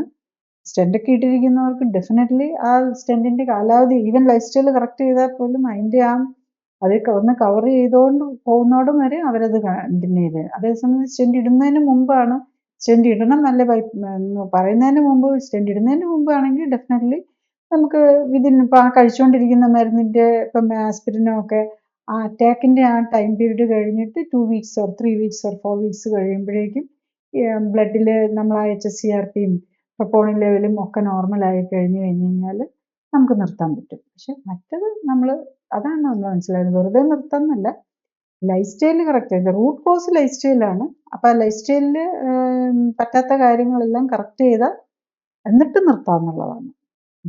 ഈ ഹാർട്ട് സംബന്ധമായിട്ടുള്ള ബുദ്ധിമുട്ടുകളുള്ളവർക്ക് ഈ ആസ്പിരിൻ പോലെ തന്നെ ഈ സ്റ്റാറ്റിനും അതിൻ്റെ കൂടെ ഒരുമിച്ച് തുടരെ കഴിക്കാനായിട്ട് പറയാറുണ്ട്. അത് എങ്ങനെയാണ് ഈ ആസ്പിരിൻ വെച്ച് നോക്കുമ്പോൾ എന്താണ് അതിൻ്റെ ആക്ഷൻ? അത് ബേസിക്കലി സ്റ്റാറ്റിൻ ചെയ്യുന്നത് നമ്മളുടെ ബോഡി കൊളസ്ട്രോൾ ഉണ്ടാക്കുന്നതിന് ബ്ലോക്ക് ചെയ്യും. നമ്മുടെ ഭക്ഷണത്തിൽ കൂടെ മാത്രമല്ല കൊളസ്ട്രോൾ വരുന്നത്. കൊളസ്ട്രോൾ ശരിക്കും പറഞ്ഞാൽ നോൺ വെജ് ഫുഡിൽ മാത്രമേ ഉള്ളൂ. നമ്മുടെ എഗ്ഗിൽ, മീറ്റ്, ഫിഷ്, മിൽക്ക് അങ്ങനത്തെ കാര്യങ്ങളിൽ മാത്രമേ ഉള്ളൂ. വെജിറ്റേറിയൻ ഫുഡ് കഴിക്കുന്നവർക്കും കൊളസ്ട്രോൾ കൂടുതലുള്ളവരുണ്ട്. എത്രയോ വെജിറ്റേറിയൻസ് അല്ലെങ്കിൽ ഈവൻ വെഗാൻസിന് ഹാർട്ട് അറ്റാക്ക് വരുന്നു. കൊളസ്ട്രോളും ട്രൈഗ്ലിസറൈഡും കൂടുതൽ കഴിക്കുന്നു. കൊളസ്ട്രോളും നമ്മുടെ ബോഡി തന്നെ നമ്മുടെ ആവശ്യങ്ങൾക്ക് വേണ്ടിയിട്ട് ഉണ്ടാക്കുന്നതാണ്. ട്രൈഗ്ലിസറൈഡ് നമ്മൾ കഴിക്കുന്ന ഫുഡ്, നട്ട്സും ഓയിലും അല്ലെങ്കിൽ ഈവൻ കാർബോഹൈഡ്രേറ്റ് നമ്മൾ കൂടുതലുണ്ടെങ്കിൽ, ഗ്ലൂക്കോസ് കൂടുതൽ നമ്മളുടെ ബോഡിയിൽ ചെന്ന് കഴിഞ്ഞാൽ അതിനെ ഫാറ്റാക്കി മാറ്റി തിരിച്ചു വയ്ക്കും. അത് വെക്കും. അതാണ് ട്രൈഗ്ലിസറൈഡ് എന്ന് പറയുന്നത്. അപ്പം ഈ സ്റ്റാറ്റിൻ ഇത് കൊടുക്കുന്നത് എന്താണെന്ന് വെച്ചാൽ രക്തക്കുഴലിലൊക്കെ കൊഴുപ്പടിഞ്ഞിരിക്കുകയാണല്ലോ. അവിടെ കൂടുതൽ കൊണ്ടുപോയി അതിലേക്ക് കൂടുതൽ കൊളസ്ട്രോൾ അടിയാതിരിക്കുക. അപ്പോൾ കൊളസ്ട്രോൾ ബ്ലഡിൽ ഒത്തിരി കൂടുതലാണെങ്കിൽ അത് പോയി ഈ പ്ലാക്കിനകത്ത് കൂടുതൽ കൊളസ്ട്രോൾ വരാൻ സാധ്യതയുണ്ട്. അത് കുറയ്ക്കാൻ വേണ്ടിയിട്ട് മാത്രമാണ് ഇതെടുക്കുന്നത്. പക്ഷേ ഈ കൊളസ്ട്രോൾ കൂടാൻ കാരണം നമ്മുടെ മെറ്റബോളിസത്തിൽ വന്നിരിക്കുന്ന ബ്ലോക്ക് കൊണ്ടാണ്. അതായത് ഈ കൊളസ്ട്രോൾ വെച്ച് വേണം നമുക്ക് വൈറ്റമിൻ ഡി ഉണ്ടാക്കാൻ, സെക്സ് സ്റ്റിറോയിഡ്സ് ഉണ്ടാക്കാൻ, സെക്സ് ഹോർമോൺസ് ഉണ്ടാക്കാൻ, ഈവൻ സ്റ്റിറോയിഡ് ഹോർമോൺസ് ഉണ്ടാക്കാൻ. സ്റ്റിറോയിഡ് ഹോർമോൺസ് ആണ് നമ്മളുടെ ഇമ്മ്യൂണിറ്റിയെ കൺട്രോൾ ചെയ്യുന്നത്, നമ്മുടെ സ്ട്രെസ്സിനെ മാനേജ് ചെയ്യുന്നത്. നമുക്കൊരു അത്യാവശ്യം വരുമ്പോൾ നമ്മുടെ ബോഡി അതിന് വേണ്ടിയിട്ട് ഫിറ്റ് ആക്കാനും ഒക്കെ വേണ്ടി വരുന്നത് ഈ ഗ്ലൂക്കോകോർട്ടിക്കോസ്റ്റീറോയിഡ്, പിന്നെ അതുപോലെ നമ്മളുടെ ഈ ബ്ലഡ് സോഡിയം, പൊട്ടാസ്യം, ഈ ഇലക്ട്രോലൈറ്റ് ബാലൻസ് കീപ്പ് ചെയ്യാനുള്ള മിനറലോകോർട്ടിക്കോയിഡ് ഉണ്ട്. ഇതൊക്കെ ഉണ്ടാക്കണമെങ്കിൽ, അതുപോലെ നമ്മൾ പിത്തരസം ഉണ്ടാക്കണമെങ്കിൽ, ഇപ്പോൾ നമ്മളുടെ ഈ ഫാറ്റിനെ ഡൈജസ്റ്റ് ചെയ്യാനായിട്ട് നമ്മൾ ബൈൽ ആസിഡ്സ് വേണം. അതുണ്ടാക്കാൻ നമ്മുടെ ഗോൾ ബ്ലാഡറിൽ ലിവർ ഉണ്ടാക്കി ഗോൾ ബ്ലാഡറിൽ സംഭരിച്ചിട്ട് നമ്മൾ ഭക്ഷണം കഴിക്കുമ്പം പോകുന്ന പിത്തരസം. ഇതൊക്കെ ഉണ്ടാക്കാൻ കൊളസ്ട്രോൾ വേണം. അപ്പം നമ്മൾ ഈ കൊളസ്ട്രോളിന് വേണ്ടിയിട്ടുള്ള ഈ ബ്ലോക്ക് ചെയ്യാനുള്ള മരുന്ന് കഴിക്കുമ്പോൾ ഈ പ്രോസസ്സിനെ എല്ലാമാണ് നമ്മൾ ബ്ലോക്ക് ചെയ്യുന്നത്. അപ്പം നമ്മുടെ ലിവറിന് സ്ട്രെസ് കൂടുകയാണ് ചെയ്യുന്നത്. ശരിക്കും കൊളസ്ട്രോളിൻ്റെ മരുന്ന് കഴിക്കുമ്പോൾ നമ്മുടെ ലിവറിനാണ് സ്ട്രെസ് കൂടുന്നത്. മിക്കവാറും ഈ കൊളസ്ട്രോളിൻ്റെ മരുന്ന് കഴിക്കുന്ന എല്ലാ പേഷ്യൻസും ഒരു ക്രോണിക് ലിവർ ഡിസീസ് ഉണ്ടാകും. ഫാറ്റി ലിവറും ഹെപ്പറ്റൈറ്റിസും നോൺ ആൽക്കഹോളിക് ഹെപ്പറ്റൈറ്റിസും ഒക്കെ ഉള്ളവരായിരിക്കും, ഓർ ആൽക്കഹോളിക് ഹെപ്പറ്റൈറ്റിസ്. ഇതൊക്കെ ഉള്ളവരാണ് ഈ സ്റ്റാറ്റിനും കഴിക്കുമ്പം നമ്മുടെ ലിവറിൻ്റെ സ്ട്രെസ്സും കൂടുകയാണ്. പിന്നെ ഈ കൊളസ്ട്രോളിൻ്റെ വേറൊരു ഇമ്പോർട്ടൻറ്റ് ഫങ്ഷൻ നമ്മളുടെ സെല്ലിൻ്റെ ഭിത്തി ഉണ്ടാക്കാൻ അതിൻ്റെ ഇൻറ്റഗ്രിറ്റി കൊടുക്കുന്നതാണ്. അപ്പം നമുക്കൊരു സെല്ല് ഡാമേജ്ഡ് ആയി, രോഗികളുടെയൊക്കെ സെല്ല് ഡാമേജ്ഡ് ആയിട്ടാണല്ലോ. അപ്പോൾ പുതിയ സെല്ലുണ്ടാകണം. ഈ പുതിയ സെല്ലുണ്ടാകണമെങ്കിൽ ഈ കൊളസ്ട്രോൾ വേണം. നന്നായിട്ട് സെല്ലിനെ ഉണ്ടാക്കണമെങ്കിൽ, കൊളസ്ട്രോൾ ഇല്ലെങ്കിൽ എങ്ങനെ പുതിയ സെല്ലിനെ ഉണ്ടാക്കാൻ പറ്റും? അപ്പം അതുകൊണ്ടും കൂടെയാണ് നമ്മൾ ക്ലിനിക്കലി സപ്പോർട്ടഡ് ലൈഫ് സ്റ്റൈൽ കറക്ഷനിൽ ഈ മരുന്നുകളെല്ലാം ഒന്നല്ല വേറൊരു രീതിയിൽ നമ്മളെല്ലാം ബ്ലോക്ക് ചെയ്യുകയാണ്. അപ്പം നമ്മളുടെ നാച്ചുറൽ ഒരു പ്രോസസ്സിനെ അത്, അല്ലെങ്കിൽ അതിൻ്റെ നാച്ചുറൽ ഹീലിംഗ് പ്രോസസ്സിന് തടസ്സം നിൽക്കും. അതുകൊണ്ടും കൂടെയാണ് നമ്മൾ ഈ മരുന്നുകൾ കഴിയുന്ന നേരം കുറച്ച്, കാരണം ഈ നമ്മൾ ഈ ക്ലിനിക്കലി സപ്പോർട്ടഡ് ലൈഫ് സ്റ്റൈൽ കറക്ഷന് ഒരു 3 to 6 months ടൈമാണ് നമ്മൾ കറക്റ്റായിട്ട് ന്യൂട്രീഷനും എല്ലാം അഡ്ജസ്റ്റ് ചെയ്യാൻ. ഏറ്റവും ഇമ്പോർട്ടൻറ്റ് 3 months ആണ്. ആ സമയത്ത് ഈ മരുന്നുകളെല്ലാം വെച്ച് ഈ നമ്മുടെ നാച്ചുറൽ ഹീലിംഗ്, നമ്മളുടെ പുതിയ സെല്ലിനെയൊക്കെ ഉണ്ടാക്കുന്നത് ബ്ലോക്ക് ചെയ്തുകൊണ്ടിരുന്നു കഴിഞ്ഞാൽ പുതിയ സെല്ലുണ്ടായി വരുന്നത് ഏറ്റവും ഹെൽത്തി ആയിട്ട് വരണം. എന്നാൽ മാത്രമേ നമ്മുടെ രോഗം മാറുള്ളൂ. ഹീലിംഗ് എന്ന് പറയുന്നത് അതാണ്. നമുക്ക് കേടായ കോശങ്ങളെ എല്ലാം മാറ്റി പുതിയ നല്ല ഹെൽത്തി ആയിട്ടുള്ള കോശം വരണം. അതിന് നല്ല കറക്റ്റായിട്ട് ന്യൂട്രീഷൻ കിട്ടണം. അതിന് ടോക്സിൻസ് ഉണ്ടാവരുത്. ഈ മെഡിസിൻസ് എല്ലാം ടോക്സിൻസ് ആണ്. ഒരു രീതിയിലല്ല മറ്റൊരു രീതിയിൽ നമ്മുടെ മെറ്റബോളിസത്തെ ബ്ലോക്ക് ചെയ്യുകയാണ് ഇതിനെ. അപ്പം ടോക്സിൻസ് കുറഞ്ഞ് ന്യൂട്രീഷൻ എല്ലാം കറക്റ്റായിട്ട് കിട്ടി. പിന്നെ ഇത് നല്ല എല്ലായിടത്തും എത്താൻ വേണ്ടിയിട്ട് നമ്മുടെ ബോഡിയിലെ എല്ലായിടവും ആക്ടിവേറ്റഡ് ആകണം. അതിന് വേണ്ടിയിട്ട് സ്പെഷ്യലായിട്ടുള്ള വലിയ ടയറിങ് ആയിട്ടുള്ളതും അല്ലാത്തതും അതേ സമയത്ത് എല്ലാ ഭാഗത്തിനും എക്സസൈസ് കിട്ടുന്ന പോലെയുള്ള എക്സസൈസ് കിട്ടുകയും ചെയ്യണം. അത് മാത്രം മതി. ശരിക്കും നമുക്ക് വളരെ ഫാസ്റ്റായിട്ട്, നമ്മൾ ഈ മരുന്നുകളുടെ റിസൾട്ട് പോലെയല്ല, അതിലും മച്ച് ഫാസ്റ്ററായിട്ട് ചേഞ്ച് വരുന്നത് നമുക്ക് തന്നെ അറിയാൻ പറ്റും. ഈ ആസ്പിരിൻ കഴിക്കുന്നവർക്ക് ഇങ്ങനെ ബ്ലീഡിങ്ങിൻ്റെ സാധ്യത കൂടുതലുണ്ടെങ്കിൽ ആസ്പിരിൻ കഴിക്കുന്നത് ശ്രദ്ധിക്കണം എന്ന് പറഞ്ഞല്ലോ. അപ്പോൾ ഈ സാധാരണ ഈ ആസ്പിരിൻ കഴിക്കുന്നവരുടെ ലിവറിൻ്റെ സ്റ്റാറ്റസും അല്ലെങ്കിൽ കിഡ്നിയുടെ സ്റ്റാറ്റസും അല്ലെങ്കിൽ അവർക്ക് ഡയബറ്റീസിൻ്റെ പ്രശ്നങ്ങൾ ഒക്കെ ഉണ്ടാവാറുമുണ്ട്. അപ്പം അതേസമയം പറയുന്നത് ഈ ലിവറിൻ്റെ പ്രോബ്ലംസ് ഉണ്ടെങ്കിലോ കിഡ്നിയുടെ പ്രോബ്ലംസ് ഉണ്ടെങ്കിലോ ഡയബറ്റീസിൻ്റെ പ്രോബ്ലംസ് ഉണ്ടെങ്കിലോ ഈ ബ്ലീഡിങ്ങിൻ്റെ സാധ്യത ചിലപ്പം കൂടാമെന്നാണ്. അപ്പം അങ്ങനത്തെ സാഹചര്യത്തിൽ ഇങ്ങനെ ലിവറും കിഡ്നിയും അല്ലെങ്കിൽ ഡയബറ്റീസും ഒക്കെ ഉള്ള ഇഷ്യൂസ് ഉള്ളവർ ഈ ആസ്പിരിൻ കഴിക്കാതെ അവർക്ക് വേറെ എന്താ ഓപ്ഷൻ? അവർ ലൈഫ് സ്റ്റൈൽ കറക്റ്റ് ചെയ്യണം. ബേസിക്കലി അവർക്ക് മരുന്നുകൾ കഴിക്കാതെ ഇരിക്കണമെന്നുണ്ടെങ്കിൽ ഈ മരുന്ന് എന്തിനാണ് കഴിക്കുന്നത്? ഡയബറ്റീസിനും ഹൈപ്പർ ടെൻഷനും ഒക്കെയല്ലേ നമ്മൾ മരുന്ന് കഴിക്കുന്നത്. അവർക്ക് മരുന്ന് കഴിക്കാതിരിക്കണമെന്നുണ്ടെങ്കിൽ അവർ ലൈഫ് സ്റ്റൈൽ കറക്റ്റ് ചെയ്യാനായിട്ട് വിളിക്കണം. പിന്നെ ഒത്തിരി ഇപ്പം മരുന്ന് കഴിക്കുന്നതിന് മുമ്പ്, അല്ലെങ്കിൽ ഒരു മരുന്ന്, ഇപ്പോൾ ഡയബറ്റീസിന് വല്ല ഒരു മരുന്ന് മാത്രമേ ഉള്ള ആളാണെങ്കിൽ അയാൾക്ക് മിക്കവാറും സെൽഫായിട്ട് ലൈഫ് സ്റ്റൈൽ കറക്റ്റ് ചെയ്യാൻ പറ്റും. പക്ഷേ ഈ 3, 4 മരുന്ന് ഡയബറ്റീസിനും ഹൈപ്പർ ടെൻഷനും കൊളസ്ട്രോളിനും ഹാർട്ടിനും എല്ലാം കൂടെ കഴിച്ചുകൊണ്ടിരിക്കുന്ന ആൾക്ക് സെൽഫായിട്ട് കറക്റ്റ് ചെയ്യാൻ പറ്റില്ല. കാരണം അവർക്ക് എങ്ങനെയാണെന്ന് അറിയില്ലല്ലോ, എങ്ങനെ ചെയ്യാൻ പറ്റുമെന്ന്. അതിന് സപ്പോർട്ടില്ലാതെ അവർക്ക് ചെയ്യാൻ പറ്റില്ല. അങ്ങനെയുള്ളവർക്കാണ് നമുക്ക്, എൻ്റെ എക്സ്പീരിയൻസും അങ്ങനെയുള്ളവരിലാണ്. അതായത് മൾട്ടിപ്പിൾ രോഗങ്ങളും ഉണ്ട്, അതുകൊണ്ടും പറ്റാത്തവർ. പലപ്പോഴും ബൈപ്പാസ് ഒന്നും ചെയ്യാനില്ല എന്ന് പറഞ്ഞു. അപ്പോൾ ഹാർട്ടിൻ്റെ കാര്യത്തെ സംബന്ധിച്ച് വന്നു കഴിഞ്ഞാൽ എല്ലായിടത്തും ഇനി ഒന്നും ചെയ്യാനില്ല എന്ന് പറയുന്ന രീതിയിലാണ്. ചിലപ്പോൾ പലപ്പോഴും പേഷ്യൻ്റ് ഇപ്പം കിഡ്നിക്കും പ്രോബ്ലം ഉണ്ട്. ഒരു പേഷ്യൻ്റ് അവർക്ക് വൺ ഓഫ് നമ്മളുടെ തന്നെ മെഡിക്കൽ കോളേജസിലാണ്. അവിടെ ചെന്ന് അവർക്ക് ഹാർട്ട് അറ്റാക്ക് ആയിട്ട് ചെന്നു. അവർക്ക് നോക്കിയപ്പം കിഡ്നി ഫെയിലിയറാണ്. അപ്പം അത് ഗവൺമെൻറ് മെഡിക്കൽ കോളേജാണ്. അത് കാരണം എന്തായാലും അവർ ഞാൻ 2 പേഷ്യൻറ്റിൻ്റെ എക്സാമ്പിൾ തന്നെയാണ്. It's A old lady. അവർക്ക് അവിടെ ചെന്നു. അപ്പോൾ അവരുടെ ഈ GFR നോക്കിയപ്പം 22 ഓർ 20സിലാണ്, 22 ഓർ 26 സംതിങ്. അപ്പം മെഡിക്കൽ കോളേജിൽ നിന്നുള്ള അവർ പറഞ്ഞു നമുക്ക് ബൈപ്പാസ് ചെയ്യാൻ പറ്റില്ല. അവർ കുറച്ച് മെഡിസിൻസ് ഒക്കെ കൊടുത്തിട്ട് അവർ ഡയബറ്റീസ് ഉണ്ട്, ഹൈപ്പർ ടെൻഷൻ ഉണ്ട്, ഒരു കെട്ട് മെഡിസിൻ, ഒരു 10-15 തരം മെഡിസിൻസും കഴിക്കുന്നുണ്ട്. ആ ലേഡി ഇവിടെ വന്ന് നമ്മൾ clinically supported lifestyle correction തുടങ്ങി. 1 മാസം കൊണ്ട് എല്ലാ മരുന്നുകളും തീർന്നു. ഇപ്പോൾ അവരുടെ റീനൽ ഫങ്ഷൻ എനിക്ക് തോന്നുന്നു ലാസ്റ്റ് വന്നപ്പോഴേക്കും 40സിലേക്ക് വന്നിട്ടുണ്ട്. 40ക്ക് മുകളിൽ എന്തോ എത്തി. അതാണ് കണ്ടീഷൻ. എല്ലാ മരുന്നും തീർന്നു. അവർ വളരെ ആക്റ്റീവാണ്. ഒരു പ്രശ്നമില്ല. അതിന് വരുമ്പം ഈ പറഞ്ഞതിൽ ഹാർട്ട് അറ്റാക്കും ആകെ അവസ്ഥ നിലയിലാണ്. അങ്ങോട്ട് തിരിയാവോ ഇങ്ങോട്ട് തിരിയാ, ഇപ്പോൾ ഹാർട്ട് അറ്റാക്ക് വരുമോ, അങ്ങനെയുള്ള പേടിയിലിരിക്കുന്നവരാ. ഒരു പ്രോബ്ലവും ഇല്ല. അവർ 3 മന്ത്സിൻ്റെ റിവ്യൂവിന് വന്നു കഴിഞ്ഞപ്പോഴേക്കും അവരുടെ റീനൽ ഫങ്ഷനും കൂടി, ഡയബറ്റീസും പോയി, ഹൈപ്പർ ടെൻഷനും പോയി, എല്ലാം പോയി. അതേ സ്ഥാനത്ത് വേറൊരു പേഷ്യൻറ്റിനും കൂടി ഞാൻ പറയാം. അതൊരു പ്രൈവറ്റ് ഹോസ്പിറ്റലിലാണ്. ഈ പേഷ്യൻ്റ് ഹാർട്ട് അറ്റാക്ക് വന്നു. ആക്ച്വലി അദ്ദേഹത്തിന് ഹോസ്പിറ്റലിൽ അഡ്മിറ്റ് ചെയ്തു. അദ്ദേഹത്തിന് ഈ ഹാർട്ട് അറ്റാക്ക് ഒക്കെ കഴിഞ്ഞപ്പം ഒരു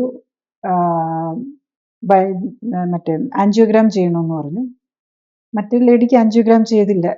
GFR 22 എന്തോ ഉള്ളൂ. ഇദ്ദേഹത്തിനും GFR കുറവാണ്. അദ്ദേഹത്തിനോട് പറഞ്ഞു കുഴപ്പമില്ല, ഡയാലിസിസ് ചെയ്തുകൊണ്ട് അതിലും കുറവാണ്, 20സിൽ പോലും ഇല്ല, അതിലും താഴെയാണ്.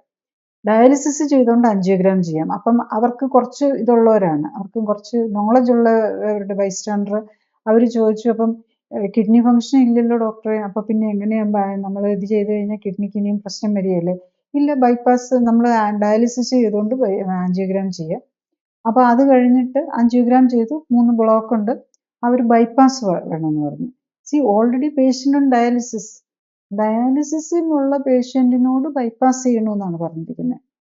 അപ്പോൾ അവർക്ക് ബൈപ്പാസ് ആകെ വീക്കാണ്. ഇപ്പം അതിൻ്റെ ഇടയിൽ അറ്റാക്കും വന്നു, ആകെ ഡയാലിസിസും ഒരു മാസമായിട്ട് ഡയാലിസിസിലിരിക്കുകയാണ്. ഇനി ഈ ഡയാലിസിസിൽ ഇരുന്നുകൊണ്ട് ബൈപ്പാസ് ചെയ്യാമെന്നാണ്. അപ്പം ഡയാലിസിസിലാണെങ്കിലും ഇരിക്കുന്നത് നോക്കിയപ്പം GFR എപ്പോഴേക്കും അത് ഡയാലിസിസ് ചെയ്യുന്നതുകൊണ്ടാണോ എന്ന് എനിക്കറിയില്ല. എനിവേ അദ്ദേഹത്തിൻ്റെ GFR ശരിക്കും 22 എന്തോ ഉണ്ട് എന്നെ കാണാൻ വരുമ്പോൾ. അപ്പോൾ ആ പേഷ്യൻ്റ് ശരിക്കും GFR 22 ഉള്ള ഒരാൾക്ക് സാധാരണ ഡയാലിസിസ് ചെയ്യാറില്ല. മേ ബി ഹോസ്പിറ്റലിൽ ഒരു ബൈപ്പാസ് പ്ലാൻ ചെയ്യുന്നതുകൊണ്ടായിരിക്കാം വെയിറ്റ് ചെയ്തുകൊണ്ടിരിക്കുന്നത്. അപ്പോൾ അവർ ഇപ്പോഴും കൺഫ്യൂസ്ഡ് ആണ്. അവർ ഇപ്പം 2 or 3 മന്ത്സായി സെൻട്രൽ വീനസ് കത്തീറ്റർ ഇട്ട് ഡയാലിസിസ് ചെയ്തുകൊണ്ടിരിക്കുകയാണ്. അപ്പം ഹോസ്പിറ്റൽ നെഫ്രോളജിസ്റ്റ് ലാസ്റ്റ് ഡേ വന്നപ്പം അവർ പറയുക, അവർക്ക് ഇതും ചെയ്യാൻ പറ്റുന്നില്ല, clinically supported lifestyle correction പ്രോപ്പറായിട്ട് ചെയ്യാൻ പറ്റില്ല, ഈ ഡയാലിസിസും ഇതെല്ലാം ചെയ്തുകൊണ്ടിരിക്കും. കാരണം ഡയാലിസിസ് കഴിയുമ്പോഴേക്കും എപ്പോഴും സോഡിയം, പൊട്ടാസ്യം എല്ലാം ഇലക്ട്രോലൈറ്റ്സ് മുഴുവൻ അബ്നോർമലാണ്. സോഡിയം ഒക്കെ 22 ഒക്കെയാണ്. അത് എങ്ങനെ എഴുന്നേറ്റ് നടക്കുന്നു എന്ന് നമുക്ക് അത്ഭുതം തോന്നും. പിന്നെ 3 മാസമായി സെൻട്രൽ വീനസ് കത്തീറ്റർ ഇട്ടിട്ട് ഇതുവരെയും അതിലും ബ്ലഡിൽ മുഴുവനും ഇൻഫ്ലമേറ്ററി മാർക്കേഴ്സ് ഒക്കെ വെരി ഹൈ ആണ്. അണുബാധയുടെ ലക്ഷണം കാണുന്നുണ്ട്. പക്ഷേ ഈ പല ഡിപ്പാർട്ട്മെൻറ്റ്സും എല്ലാം കൂടെ ഇപ്പോൾ ലാസ്റ്റ് വന്നപ്പോൾ പറയുകയാണ്, നെഫ്രോളജിസ്റ്റ് പറഞ്ഞു ഇനി ഡയാലിസിസ് നിർത്താമെന്ന്. പക്ഷെ കാർഡിയോളജിസ്റ്റ് ഡയാലിസിസ് നിർത്താൻ പറ്റില്ല എന്ന് പറഞ്ഞു. എങ്ങനെയാണെന്ന് എനിക്കറിയില്ല. അവരും ഈ പറഞ്ഞാൽ അത്ര എഡ്യൂക്കേറ്റഡ് ആൾക്കാരല്ല. നമുക്ക് പറഞ്ഞു കൊടുക്കും. കാരണം ഓരോ സ്പെഷ്യലിസ്റ്റ് പറയുന്നല്ലേ, ഇപ്പം പേഷ്യൻസ് വേണം ഡിസൈഡ് ചെയ്യാൻ, ആർക്കും ഒന്നും പറയാൻ പറ്റില്ല. അവരവരുടെ ഡിസിഷൻ എടുക്കേണ്ട ഒരു കാലം കൂടി. അപ്പം നമുക്ക് ബൈപ്പാസ് വേണോ, ആ ഡയാലിസിസിലിരിക്കുന്ന ഒരു പേഷ്യൻ്റ് അവനോ തീരുമാനിക്കണം, എനിക്കിനി ഇത്രയും വലിയൊരു ഓപ്പറേഷൻ, നമ്മുടെ നെഞ്ച് തുറന്ന് നമ്മുടെ even the major sternum cut ചെയ്ത് ഓപ്പൺ ചെയ്ത് ചെയ്യുന്നൊരു സർജറി, അതൊക്കെ താങ്ങാനുള്ള ശേഷിയുണ്ടോ? ഈ ഡയാലിസിസിലിരിക്കുന്ന പേഷ്യൻറ്റിനെ സംബന്ധിച്ചിടത്തോളം ഒരു ബൈപ്പാസ് സർജറി, സ്റ്റേർണം കട്ട് ചെയ്ത് ഇത് ചെയ്യുന്ന അത്രയും മേജർ ഒരു സർജറി കാണുകയില്ല നമ്മുടെ ഇന്നത്തെ കാലത്ത് ചെയ്യുന്നത്. അത് ചെയ്യാനും അത് താങ്ങാനും ഉള്ള ശേഷി ഉണ്ടോ എന്നും കൂടെ നമ്മൾ ആലോചിക്കണം. അപ്പൊ അതൊക്കെ ഇപ്പോഴത്തെ നിലയിൽ നമ്മൾ പേഷ്യൻസിന്റെ ബൈസ്റ്റാൻഡേഴ്സും കുറച്ചും കൂടി അവെയർ ആകണം. കാരണം പല രീതിയിലുള്ള ഇൻട്രസ്റ്റുകളും മറ്റുള്ള പല കാര്യങ്ങളും അതിനകത്തുണ്ടാവും. ഇപ്പൊ ഈ ആമവാദം അല്ലെങ്കിൽ റുമാറ്റോയിഡ് ആർത്രൈറ്റിസ് ഒക്കെ വളരെ കോമൺ ആണല്ലോ.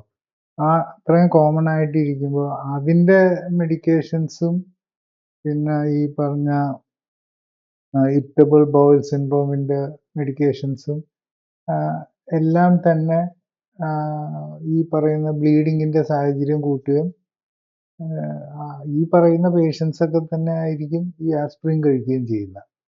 അപ്പം ഈ റുമാറ്റോയിഡ് ആർത്രൈറ്റിസിൻ്റെ പ്രോബ്ലം ഉള്ളവർക്കും IFB അങ്ങനെ ഈ ഇറിറ്റബിൾ ബൗൾ സിൻഡ്രോം ഉള്ളവർക്കൊക്കെ ആണെങ്കിൽ എന്താണ് ഓപ്ഷൻസ്?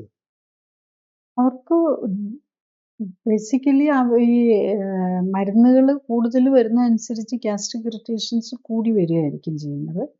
ഈ റുമറ്റോയിഡ് ആർത്രൈറ്റിസ് ഉള്ളവർക്ക് പലപ്പോഴും ഇപ്പം പഴയ കാലത്തൊക്കെ കൂടുതൽ ഈ പറഞ്ഞ പോലെ NSAID കൊടുക്കുന്നുണ്ടായിരുന്നു. ഇപ്പൊ കുറച്ചും കൂടി ആന്റി ഇൻഫ്ലമേറ്ററി സ്റ്റിറോയിഡ് ഗ്രൂപ്പിൽ വരുന്നതും ഒക്കെയാണ് കൂടുതൽ ഉപയോഗിക്കുന്നത്. സ്റ്റിറോയിഡ് ഈ ഓർഗൻ ട്രാൻസ്പ്ലാന്റിന് വേണ്ടി കഴിഞ്ഞിട്ട് ഇമ്മ്യൂണോസപ്രസൻസ് ആയിട്ട് ഉപയോഗിക്കുന്ന മരുന്നുകളാണ്. അതായത് ഡിസീസ് മോഡിഫയിങ് ഏജൻസസ് എന്ന് പറയുന്ന ഗ്രൂപ്പിലുള്ളത് വരുന്നുണ്ട്. എല്ലാത്തിനും സ്റ്റൊമക് അപ്സെറ്റുകൾ വരാം. അല്ല, ഈ ബ്ലീഡിങ് കൂട്ടാനുള്ള ചാൻസ് ഉണ്ടെന്ന് പറയുന്നു. ബ്ലീഡിങ് കൂട്ടാൻ ഇതിന്റെ കൂടെ പെയിൻ കില്ലേഴ്സ് ആണ്. മറ്റേ ഇപ്പം NSAID വിഭാഗത്തിലുള്ള മരുന്നുകൾ ഉപയോഗിക്കുകയാണെങ്കിൽ ഡെഫിനറ്റ്ലി ബ്ലീഡിങ് കൂട്ടാൻ, അതും പ്രത്യേകിച്ച് ഇൻറ്റസ്റ്റൈനൽ ബ്ലീഡ്, പ്രത്യേകിച്ച് അതിൻ്റെ കൂടെ ഇറിറ്റബിൾ, അവരെ കൊണ്ട് അത് ടോളറേറ്റ് ചെയ്യാൻ മിക്കവാറും പറ്റിയില്ല. പിന്നെ അത് ടോളറേറ്റ് ചെയ്യുന്നുണ്ടെങ്കിൽ അതിൻ്റെ കൂടെ ഈ പ്രോട്ടോൺ പമ്പ് ഇൻഹിബിറ്റേഴ്സ് ഒക്കെ യൂസ് ചെയ്ത് ടോളറേറ്റ് ചെയ്യിപ്പിക്കുമായിരിക്കും. പക്ഷെ നമുക്ക് ഈ ഇത്തരം റുമറ്റോയിഡ് ആർത്രൈറ്റിസ് ഉണ്ടെങ്കിലും ഈ ലൈഫ് സ്റ്റൈൽ കറക്റ്റ് ചെയ്യാൻ വില്ലിങ് ആണെങ്കിൽ നമ്മൾ അത്തരം പേഷ്യൻസിനെയും കാണാറുണ്ട്. അവർക്കും ഇതിനകത്തുനിന്ന് മാറാൻ പറ്റും എന്നുള്ളതാണ്. അതായത് ഈ ഓട്ടോഇമ്മ്യൂൺ ഡിസീസിനും വളരെ നല്ല ഇഫക്റ്റാണ് കാണുന്നത്. കാരണം ഇതിനകത്ത് നമ്മൾ ബോഡിക്ക് വേണ്ടതാണ് കൊടുക്കുന്നത്. ബോഡിക്ക് വേണ്ട ന്യൂട്രീഷൻ കൊടുക്കുക, ബോഡിക്ക് വേണ്ട എക്സസൈസ് കൊടുക്കുക. അതിൽ നിന്ന് ഈ ആർത്രൈറ്റിസ്, ഇപ്പം റുമറ്റോയിഡ് ആർത്രൈറ്റിസ് എന്ന് പറയുമ്പോൾ വർഷങ്ങളായിട്ടുള്ളവർ, ഇപ്പം ചിലപ്പം പലപ്പോഴും വളരെ കഷ്ടപ്പെട്ട് നടക്കാൻ തന്നെ പറ്റാതെ വരുന്ന പേഷ്യൻസിന് പോലും അത് അവരെത്ര എല്ലാം പേഷ്യൻ്റ് എത്ര നന്നായിട്ട് നോക്കുന്നു എന്നുള്ളതാണ്. ഈവൻ ഡീഫോമിറ്റീസ്, കൈയൊക്കെ വളഞ്ഞ് തീരെ ഇതായപ്പോൾ കംപ്ലീറ്റ് അങ്ങ് മാറുമെന്നല്ല, ആ ഡീഫോമിറ്റീസിന് പോലും ഡിഫറൻസ് വരുന്നു എന്നുള്ളതാണ്. അതൊക്കെ വിതിൻ എ മന്ത് നോട്ടബിൾ ആയിട്ടുള്ള ഡിഫറൻസ് വരും. വിതിൻ എ മന്ത് എല്ലാം കറക്റ്റ് ആവുമെന്നല്ല, അവർക്ക് ആ വിതിൻ എ വീക്ക് തന്നെ അവർക്ക് ഡിഫറൻസ് മനസ്സിലാവും. സെക്കൻഡ്, അത് 8th ഡേ വരുമ്പോഴും 15th ഡേ വരുമ്പോഴും ഒക്കെ നമുക്ക് ആ ചേഞ്ച് കാണാൻ പറ്റുമെന്നുള്ളതാണ്. അതും പോസിബിളാണ്. അവർക്കും ഡെഫിനറ്റ്ലി ഈ വേറൊരു ഓപ്ഷൻ ഉണ്ട്. ഇപ്പം ഞാൻ ഈ പറയുന്നത് എന്തിനാ മനസ്സിലാക്കാന്ന് പറഞ്ഞാൽ, ആൾക്കാർക്ക് ഹോപ്പ്ലെസ് ആയിരിക്കും പലരും. മരുന്നും ഇഫക്റ്റീവ് ആകും. ചിലർ പലപ്പോഴും കാണാം ഈ റുമറ്റോയിഡ് ആർത്രൈറ്റിസുകാരാണ് ശരിക്കും ഏറ്റവും നന്നായിട്ട് സഫർ ചെയ്യുന്നത്. അവർക്ക് ആ പെയിൻ, ബാക്കിയുള്ള ഹാർട്ട് പേഷ്യൻസിനൊന്നും പെയിൻ അധികം ഇല്ലല്ലോ. അപ്പോൾ ഹാർട്ട് പേഷ്യൻസ് ഒക്കെ പെയിൻ ഉള്ള വളരെ ഫ്യൂവിനെ കാണാറുള്ളൂ. ഞാൻ ഫ്യൂ കണ്ടിട്ടുണ്ട്. നമുക്കൊന്ന് പറഞ്ഞാൽ ഭക്ഷണം കഴിച്ചു കഴിയുമ്പോൾ നെഞ്ചുവേദന വരും, മലവിസർജനത്തിൻ്റെ സമയത്ത് പെയിൻ വരുന്ന, അതൊക്കെ വളരെ വെരി റെയറായിട്ട് മാത്രം കാണത്താം. പക്ഷേ ഓസ്റ്റിയോ ആർത്രൈറ്റിസ് ഈ റുമറ്റോയിഡ് ആർത്രൈറ്റിസ് പേഷ്യൻസ് ആണ് ഏറ്റവും സഫർ ചെയ്യുന്നത്, ഡിഫോമിറ്റി ഒക്കെ ആയിട്ട് സഫർ ചെയ്യുന്നത്. അവർക്ക് പക്ഷേ റിസൾട്ട് അങ്ങനെ അവർ ലൈഫ് സ്റ്റൈലും കറക്റ്റ് ചെയ്യാൻ നോക്കുകയാണെങ്കിൽ റിസൾട്ട് അതിൽ നിന്ന് മാറാനും നല്ല ഇത് ചെയ്യാൻ പറ്റുമെന്നുള്ളത് ഒരു മെസ്സേജ്, അങ്ങനെ ഒരു പോസിബിലിറ്റി ഉണ്ടെന്ന് പറയാനും കൂടെയാണ് നമ്മുടെ ലൈവിൻ്റെ സമയം ഇവിടെ അവസാനിക്കുകയായി. അടുത്ത ആഴ്ച ഇതേ സമയം വേറൊരു വിഷയവുമായിട്ട് വരുന്നതായിരിക്കും. നന്ദി, നമസ്കാരം.